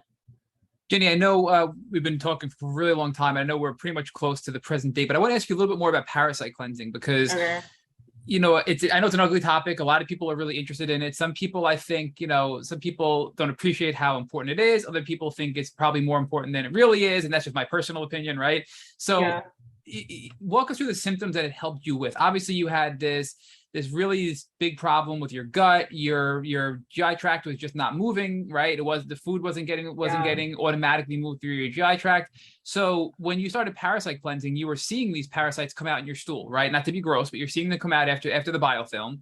And as you're seeing this happen, what symptom relief are you getting? And what's the connection between passing of parasites and symptom relief in your body? So I would notice that like symptoms would flare with the full moon. Like I would get the anal itching, I would get the worsened insomnia, and like a little bit of like GI distress and anxiety that lined up with it. So I would notice that I knew I was still actively harboring because of the flares, and then just being immunocompromised my entire life. But then additionally, when I would pass them, then I started noticing over time that I would, because when I flare with my gastrocrease, like I look like I'm in 3rd trimester pregnancy, like hard, swollen, pregnant belly, like and it won't go away unless I just abstain from food and water for like a full 24 hours. Like it's just that severe. So I noticed it getting less severe to where like I would recover from it faster. I stopped throwing up as much. I stopped having like reflux as much. Well, I don't have any reflux anymore. My food intolerances improved. I was able to like because I eat so clean, but even healthy stuff was making me sick, especially like cruciferous vegetables. But now I can eat like broccoli and cauliflower and Brussels sprouts, and I couldn't eat those for years because I would just like produce so much like gas and flatulence like in my abdomen too. And like my acne started getting better because I would flare with I would get more acne when I would do my parasite cleanse and then like go back to baseline. So it's like that, like you're harboring them because you're having that active die off. And then like the thing with parasites is that they harbor so much of these other pathogens and toxins inside them that if you're not, they're contributing to your immunosuppression. So like you said, they're not the only piece of the puzzle. And I'm so frustrated when people are like, Lyme is really Epstein-Barr and everyone just has a parasite. And it's like, these are all different things, y'all. But I do think it plays an important role in that we severely in Western medicine to this day continue to underestimate how common parasites are and how much they play a role in the average chronically ill person's life, not just Lyme and other tick-borne diseases, but just chronically ill people in general. Like so many of them are also immunocompromised and just don't know that because doctors haven't done further diagnostics to like confirm it with labs. So they don't realize that like they're not able to pass these parasites like a healthy person, or for it to just exist somewhat symbiotically in the gut like a healthy person can. So I definitely think it's an important part of a treatment protocol, and it's something I didn't add in until this past year. And it's something I wish that I had hit sooner too, but it's definitely not the big answer that like cures people or something. I couldn't agree more. And it's not just parasites for me. It's anything. Even just to say Lyme disease is the end all be all. It's not. Lyme disease is one thing, right? It's one thing you have to address. So when people say, if I treat parasites, I'm going to get better, I'm like, that's not true. And the same thing is saying, if I treat Lyme, I'm going to get better. Simply not true. If you're chronically ill from Lyme disease, you don't just have Burley-Burgdorferi, right? And that's kind of where I think people need to realize it's not going to be, I found the thing that's making me sick. There is no one thing making you sick. It's not just parasites in your GI tract. It's not just Lyme disease. It's not just babesia, right? It's not just mold exposure. All of them collectively are weakening your immune system. They're causing inflammation. They're doing a ton of things to you, right?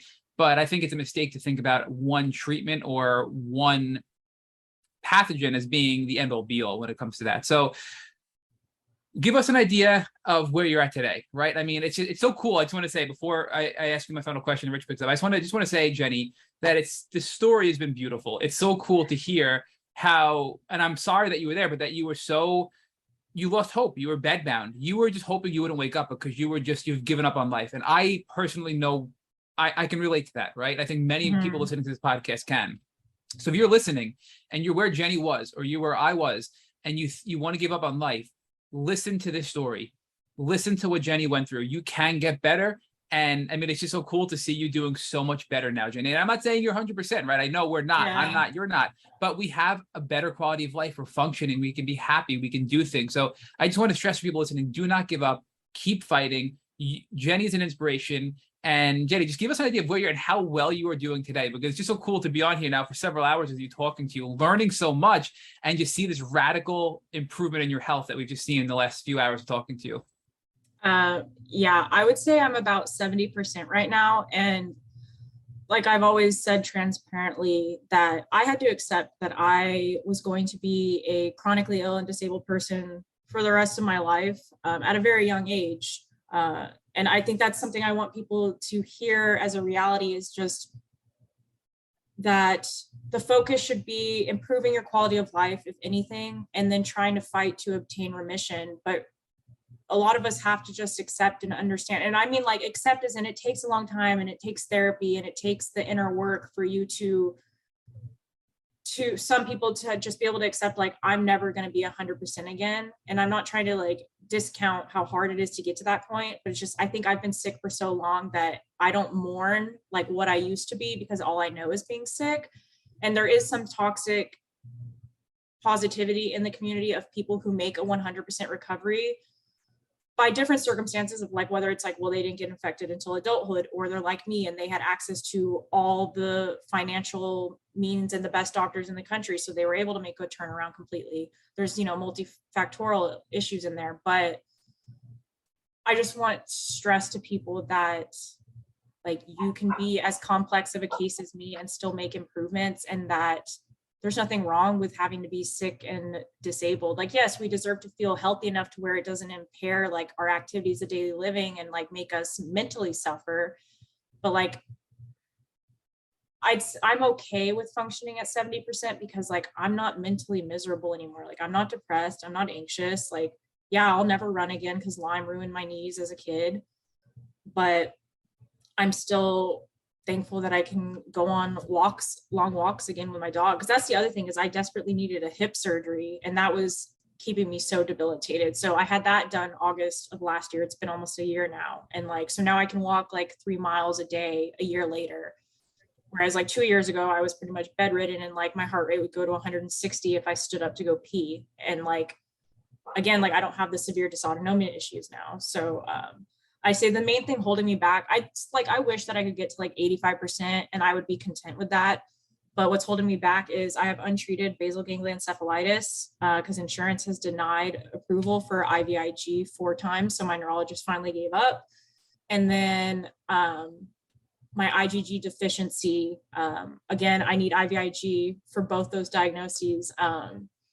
Because the 5 doctors have concluded like I'm never going to get fully in remission and be able to have like a somewhat developed immune system unless I get like immunomodulating therapy, whether it's IVIG, plasmapheresis, peptides, exosomes, dendritic vaccines, like, all these different things, but they're all so inaccessible even to me with someone who has a financially stable parent. Especially during COVID, it's like I can't fly anywhere safely because no one wears a mask. So it's like I'm not going to get COVID just to go see a doctor and then like get worse. Like I'm just not willing to lose that. So I am healthy enough to where like I can work and I can take care of my pets and I'm independent.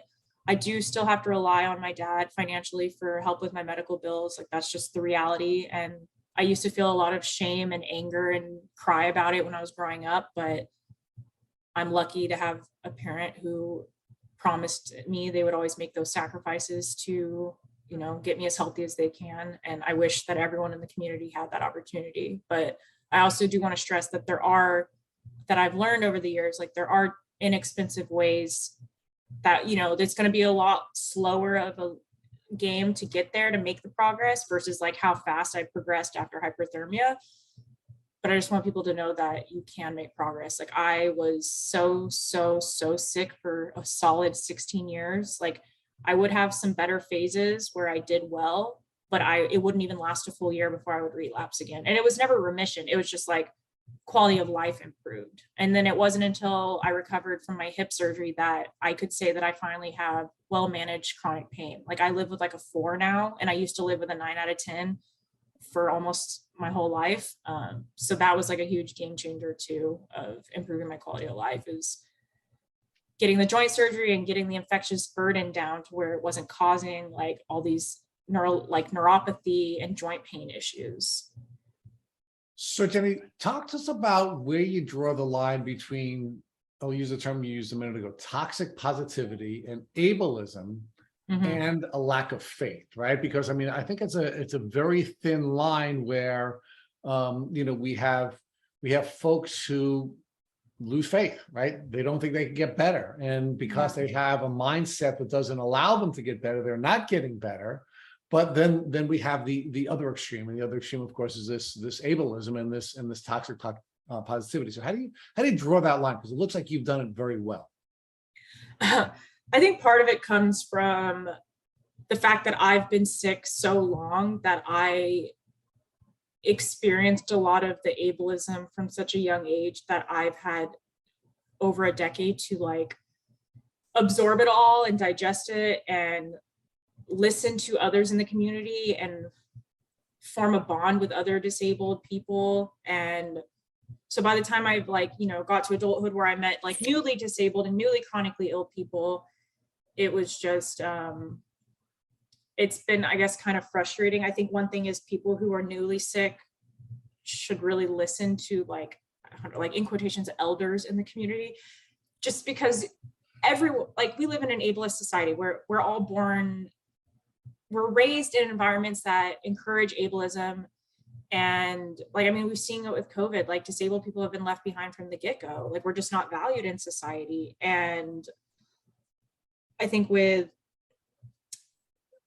just think with the disability community, like especially with Lyme, that I feel like I'm ranting. There's just people who You're not. I don't think it's a rant at all. I think it's an important conversation that we have to have, right? Because I'm concerned about, again, I'll use a term I'm making up, disableism, right? Where people are almost encouraged to give up the fight, right? As opposed to having a mindset that will allow you to heal as far as you can heal, and having a belief that you can heal so that you can have the improvement. Because the emotional piece of healing is probably even more important than the physical part of healing.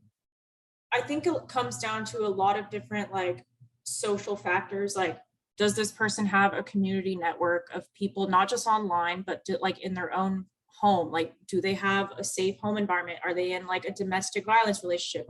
Do they have narcissistic parents who aren't getting them treatment? Are they Black, Indigenous, or a person of color where they already have to deal with medical racism on top of that? Are they someone who lives in an urban or a rural area where like they don't even have access to anything other than like one primary physician for a whole town? Like there's just so many factors, like depending on like where you grew up in the country. And I think I'm just one of those people who is very fortunate that I have always had a very good support network financially, socially, and like I live in a good city. Like there's Texas does have some really good, like Houston and DFW, like we have some really good hospital systems. So I think that I know I have an advantage, and then I'm white. Like I have a white father. Like that really people do not understand unless, minorities understand this, but other white people, like we really don't understand like how much of an advantage we have. And that's part of where I see like the racism and ableism within the community, is that just getting the diagnosis of Lyme is a privilege in itself. And there are hundreds of thousands of people who can't even get that diagnosis. So when you see like, oh, it's this rich white women getting diagnosed with Lyme, well, it's like, okay, well, think about why that is. It's because we have better access to healthcare.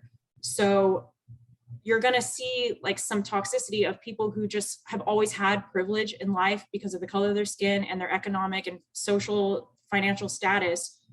And there's just people like that who, sure, there are some amazing people in the community, like Yolanda Hadid. Like if you've read her book, like she talks about how like, why isn't care accessible for everyone? Like if I can barely afford this, no one else can. So it's like we need more people with privilege to approach it from that perspective, instead of shooting down on people who share their story, who are poor or Black. And then other white people are like, well, we face ableism and gaslighting too. And it's like, no one said you didn't. It's just, this is just another additional burden.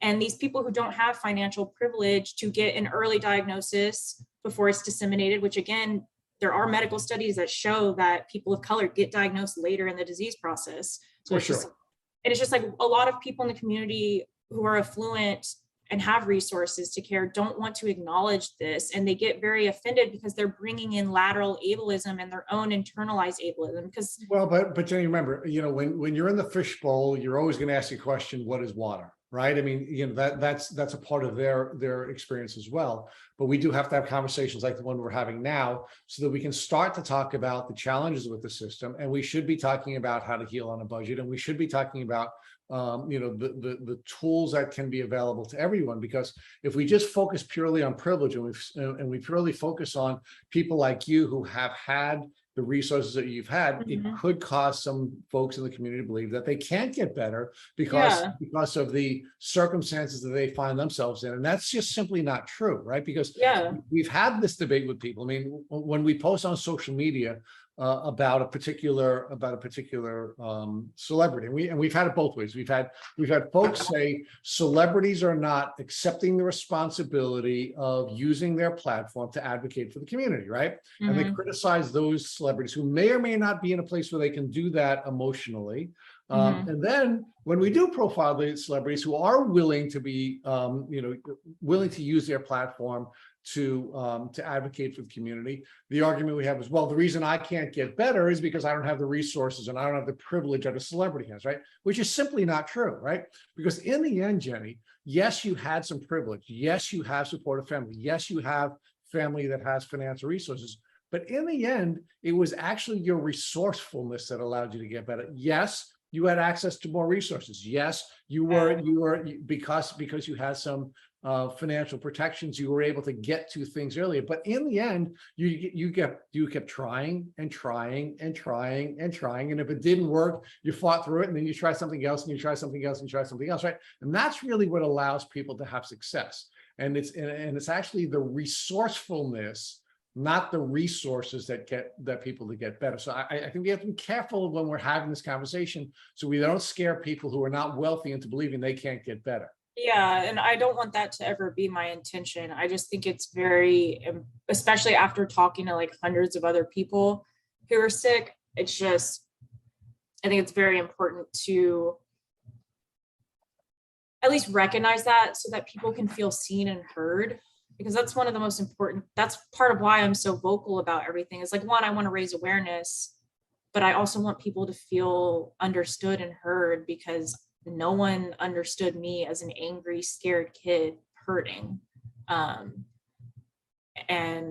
it's like, I can brunt the ableism from people like online and like to the point where they just block me because I get them back so good they like can't cope. But anyway, I think the problem is that people will, instead of just being like, okay, I hear that medical racism is another barrier in the Lyme community, instead of just saying like, hey, I get that, and like let me support you and help raise awareness. It's like people get extremely defensive and like traumatize BIPOC people with Lyme even more than they don't need more trauma. So like that's what I mean by that.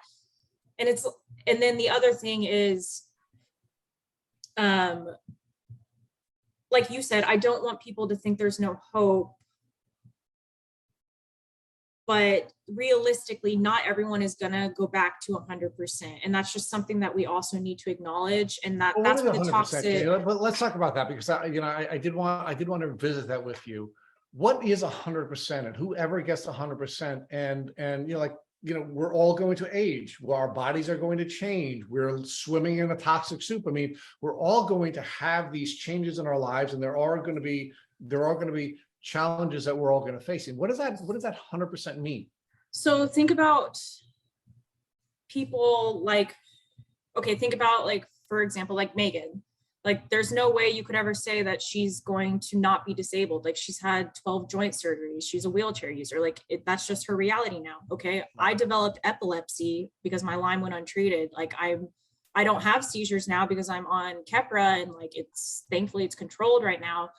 But like epilepsy is a disability. And if I start having seizures actively again, like I may not be able to, like they may take my license away for, a 6-month period. So it's like, it's not even like, oh, I have to have this identity of being disabled. Like it's who I am. It's like, no, like, it's just, it's society is what labels us as disabled, because being disabled, a lot of us are only deemed disabled because society places barriers on our access to care and just like commuting around in life.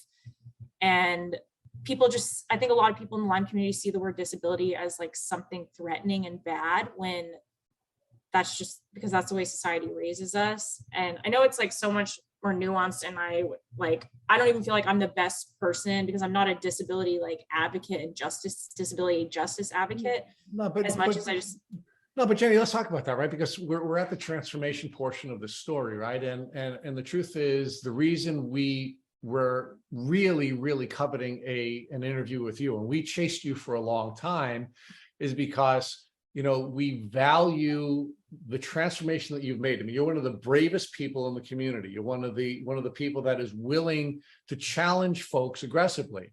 And I think if we all have the mindset that we just want to get better, and we want to do as much as we can to help as many people in the community, then those types of challenges are going to be embraced. And we've always embraced you, right? I mean, you've challenged us many, many times, right? And we weren't in any way, shape, or form offended by that. We were not in any way, shape, or form wanting to block you. I wanted to engage you even more, because the goal is to be as good as we can be. And in my view, the only way that we can be as good as we can be is when people are pointing out where we're not doing as well as we can do it, right? And you do that better than anyone else, right? And I don't think that's something that that you would have been doing, and you would have been as brave to do had you not gone through what you went through, right? I mean, you went through the hells of fire. You were willing to give up. You were willing to just say, I don't want to do this anymore. And after getting to the other side of that, you became an advocate. So talk about that transformation and how this journey that you went on transformed you into this aggressive advocate that at least we here at Boot Camp find to be very charming. Yeah, it can be a little much for some people. I'm pretty obnoxious, but I really don't care. I think I'm just so passionate about preventing other people from going through the same hell and feeling isolated and alone. And unfortunately / fortunately, because I say unfortunately because it shouldn't take this, but I think once I became a registered nurse, that kind of changed the game and how I was treated by physicians and peers. And I'm taken so much more seriously now in appointments. I don't have to make my dad or brother go with me. Like I don't go into these appointments like terrified that I'm just going to be disbelieved and gaslit, because like I know my stuff so well that like I outsmart most physicians in the realm of root cause medicine. So it's like, it's just when you tell them like, oh, I'm a nurse, like they know they can't get away with as much gaslighting as they can with an average layperson. So I think I take advantage of that background of like fiercely advocating, because just having the credentials behind my name, and that's why I have it on like my social media handles, because other people were like, you should add that, so that unfortunately that's what it's going to take for people to listen. And so I think just once I finally got my formal diagnosis, because I was already a nurse for 2 years when I finally got diagnosed properly. And so then once I realized like, oh, this is super complex and like, I'm not going to get better and like, no one knows how to treat this, I just started getting super passionate about making the information more accessible to the masses, because I've always been passionate about public health. And I think community health and educating lay people is so important. Preventative medicine is the key to prevent suffering, obviously. And I'm passionate about that. And so I think that altogether just drives me to never shut up about this stuff. Well, but Jeni, and in the end, right, the medical system is failing both the physicians and the other and medical professionals, and it's failing us as a patient community, right? Because really what's happened is the industrial medical complex has set us up into believing that when we don't feel well, we should walk into a doctor's office and the doctor will be able to quickly diagnose us and give us a pill and get better, right? So we're not encouraged to respond with ability. And the doctor is now put under tremendous pressure because he, she, or they are in a position where they don't have a lot of information. They don't have a person that's taking responsibility for their own health. And we have this conflict. So on the one side of the coin, we have patients who are feeling gaslit on a regular basis, because we are.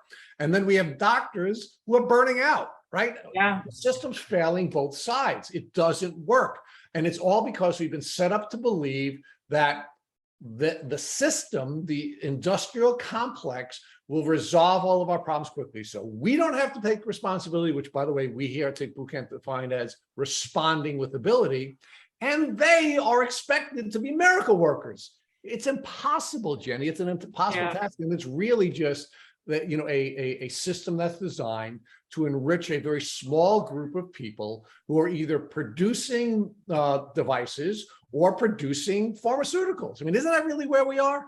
Yes, capitalism is a nightmare. We need universal basic income and universal health care. We need big pharma, and insurance should not be able to dictate our access to care and what physician, like insurance is practicing medicine instead of physicians. Like, it's cruelty. And the good physicians are burning out, like you said, because the system's just collapsing. And it's like people who are good, who are well-intentioned and pure in care, that's why they're burning out, because they care and they just see so much suffering and they feel helpless. And so then they start suffering like mentally. And because like healthcare, like suicide and burnout, and I don't even think burnout's the right word, because we're being, we're being abused by the for-profit healthcare system. So I like, when you're in an abusive relationship, I don't think it's burnout. I think it's just like you can't take the abuse anymore. And so good nurses and good doctors are leaving.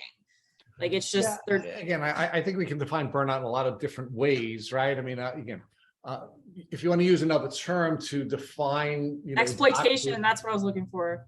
Okay, I mean, look, you could, but in the end, there's an emotional response to the abuse that doctors are taking as well, right? So on this podcast, we always love to point our fingers at the doctors and the failures of the doctors and the gaslighting of doctors. But you know what?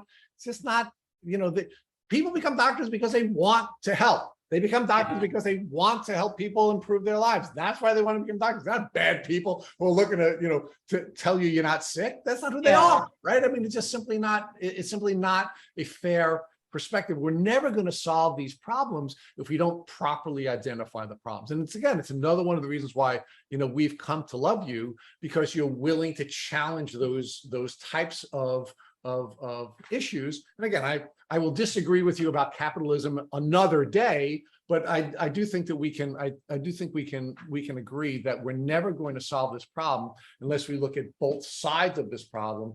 And it isn't just the patient population being abused. It is also it is also physicians and nurses and nurse practitioners and other really good people who are in a position where they cannot help the people they feel called to help for various reasons. And and patient empowerment is one of the things that, again, I think aggressive advocates like you are helping us to understand better. So again, we do love you, Jeni. You're awesome, and your transformation has really been beautiful. Both, I think, from the standpoint of the achievement that you've been able to make in your health journey, but also in the transformation you've made and the leadership role you've been willing to take in this community. It's really very powerful, and we really thank you for being willing to put yourself out there the way that you do, in a very, very brave way, especially for someone. Again, I'm an old man, so I'm not making an ageist observation, but as an old man who has children around the same age as you,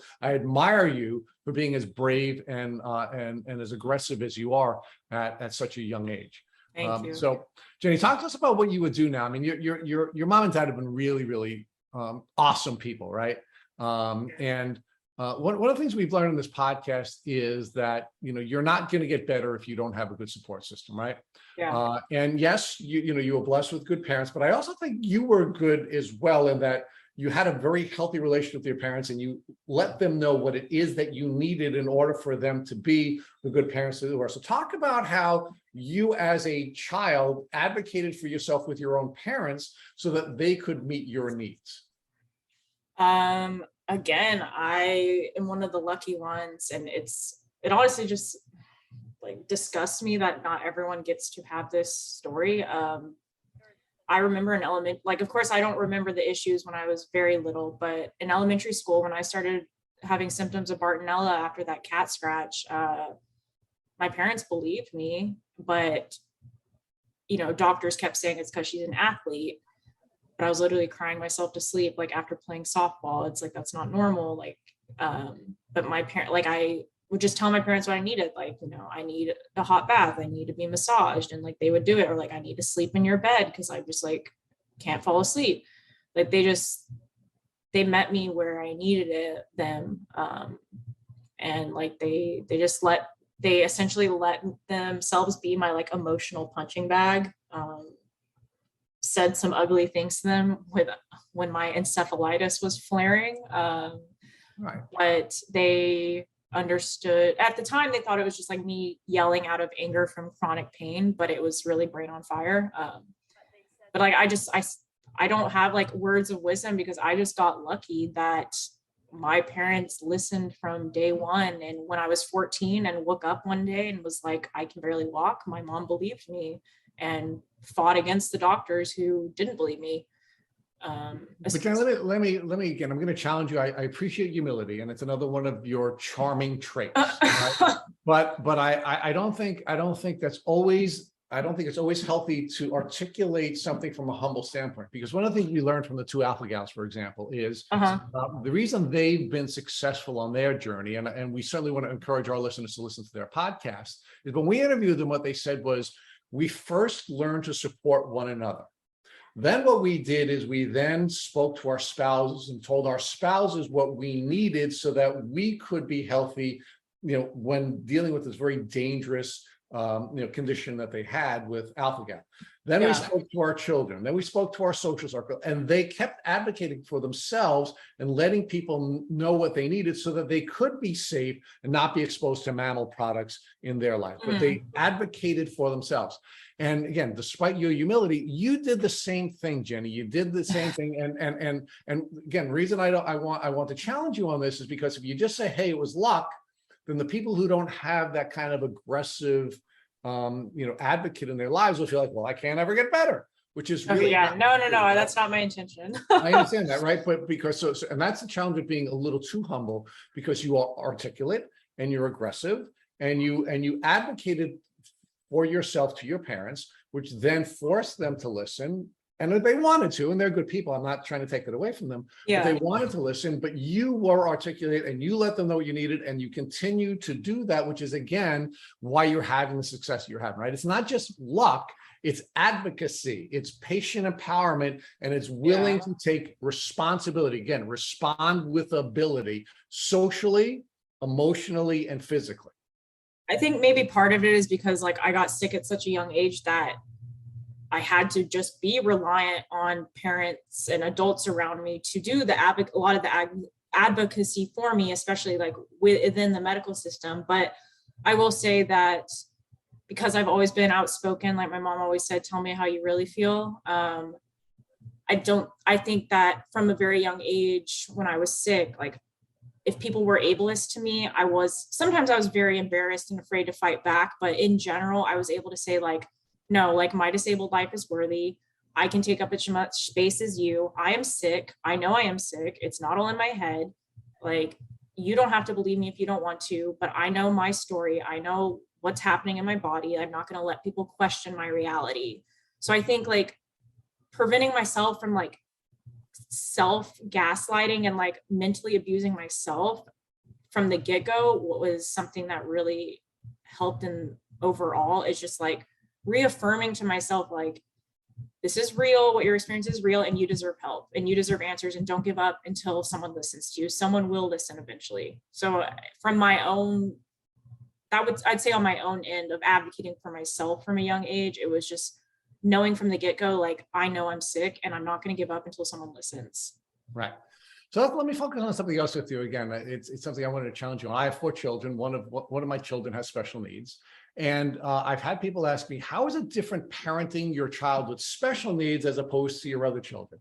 And my response is, it's no different, because every one of my children had special needs. Every one of my children had different issues that we had to deal with together during the course of our parenting experience. So my child with Down syndrome was no different than parenting any of my other children, because every person has abilities, every person has limitations. So I think one of the dangers with using these terms like disability is that what we're not doing is we're not looking at the full spectrum of who we are as humans, and how we are going to be gifted in some areas, and we're going to have, limitations in other areas. Like, God has made some of us with very, very special talents in some places, and everyone has talents. I don't care who you are. And some of us are, not going to be as talented. So I think we have to be careful when we're using terms like this, because there's no perfect person.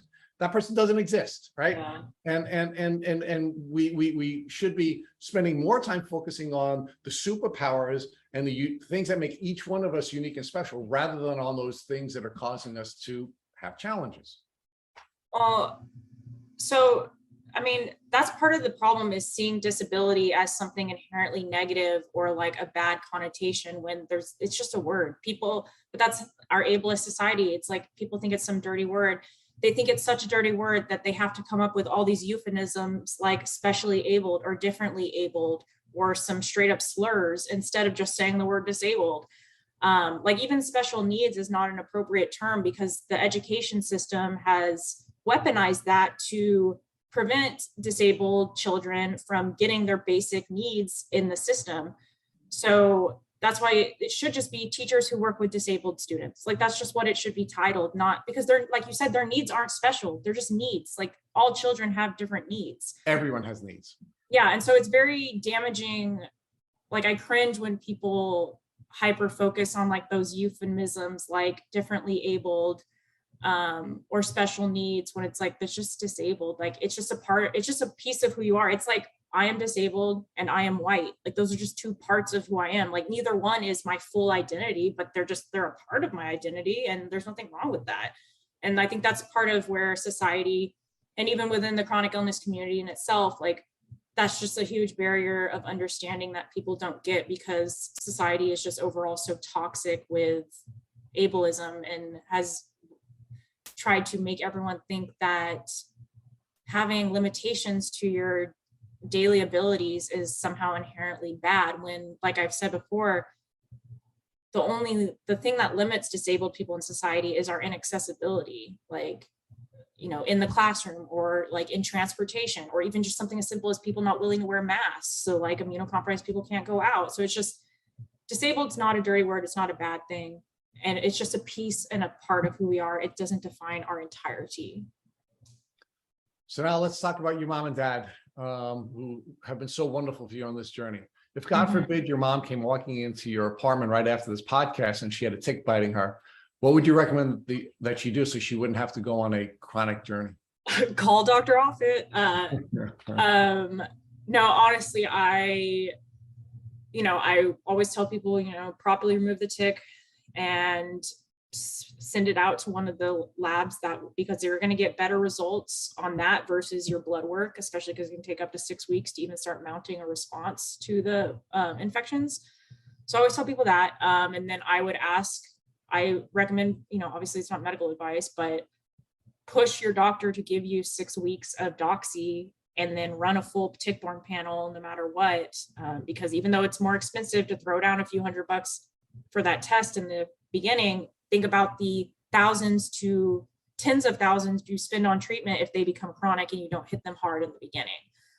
So I always try to emphasize that to people, and maybe even try to start on like some basic antimicrobials like artemisinin. And again, not medical advice, but just I would try to get them started on treatment immediately, because I want people to also understand this is part of why we don't shut up about this, because if you do catch these in the acute phase, there is still a lot of hope for a full recovery and even being completely cured.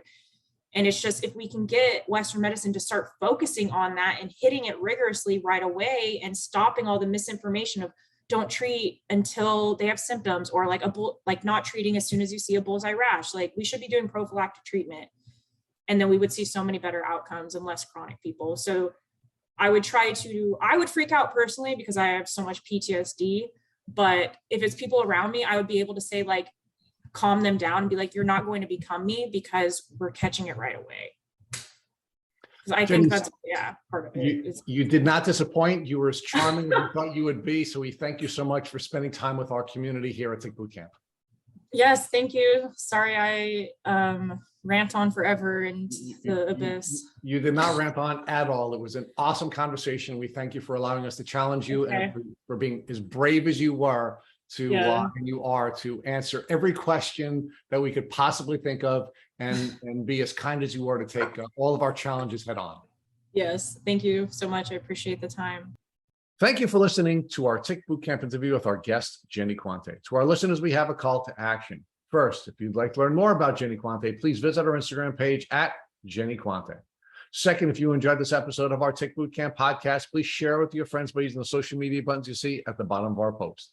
Third, we here at Tick Boot Camp have created a Tick Bite Blueprint that has been inspired by the information that has been provided to you by past podcast guests. We urge you to visit our website at www.tickbootcamp.com to view the blueprint. Please note we would appreciate any input or any improvements you would like to share with us. Fourth, don't forget to subscribe to this podcast on Apple Podcasts, Google Podcasts, or Spotify to get your automatic episode updates of our Tick Boot Camp podcast. And finally, we thank our community for your comments on our past podcast episodes. Please take a minute to leave us an honest review on Apple Podcasts, on Instagram, or on our website. We make it a point to read every single one of the reviews we get. Thank you, as always, for listening.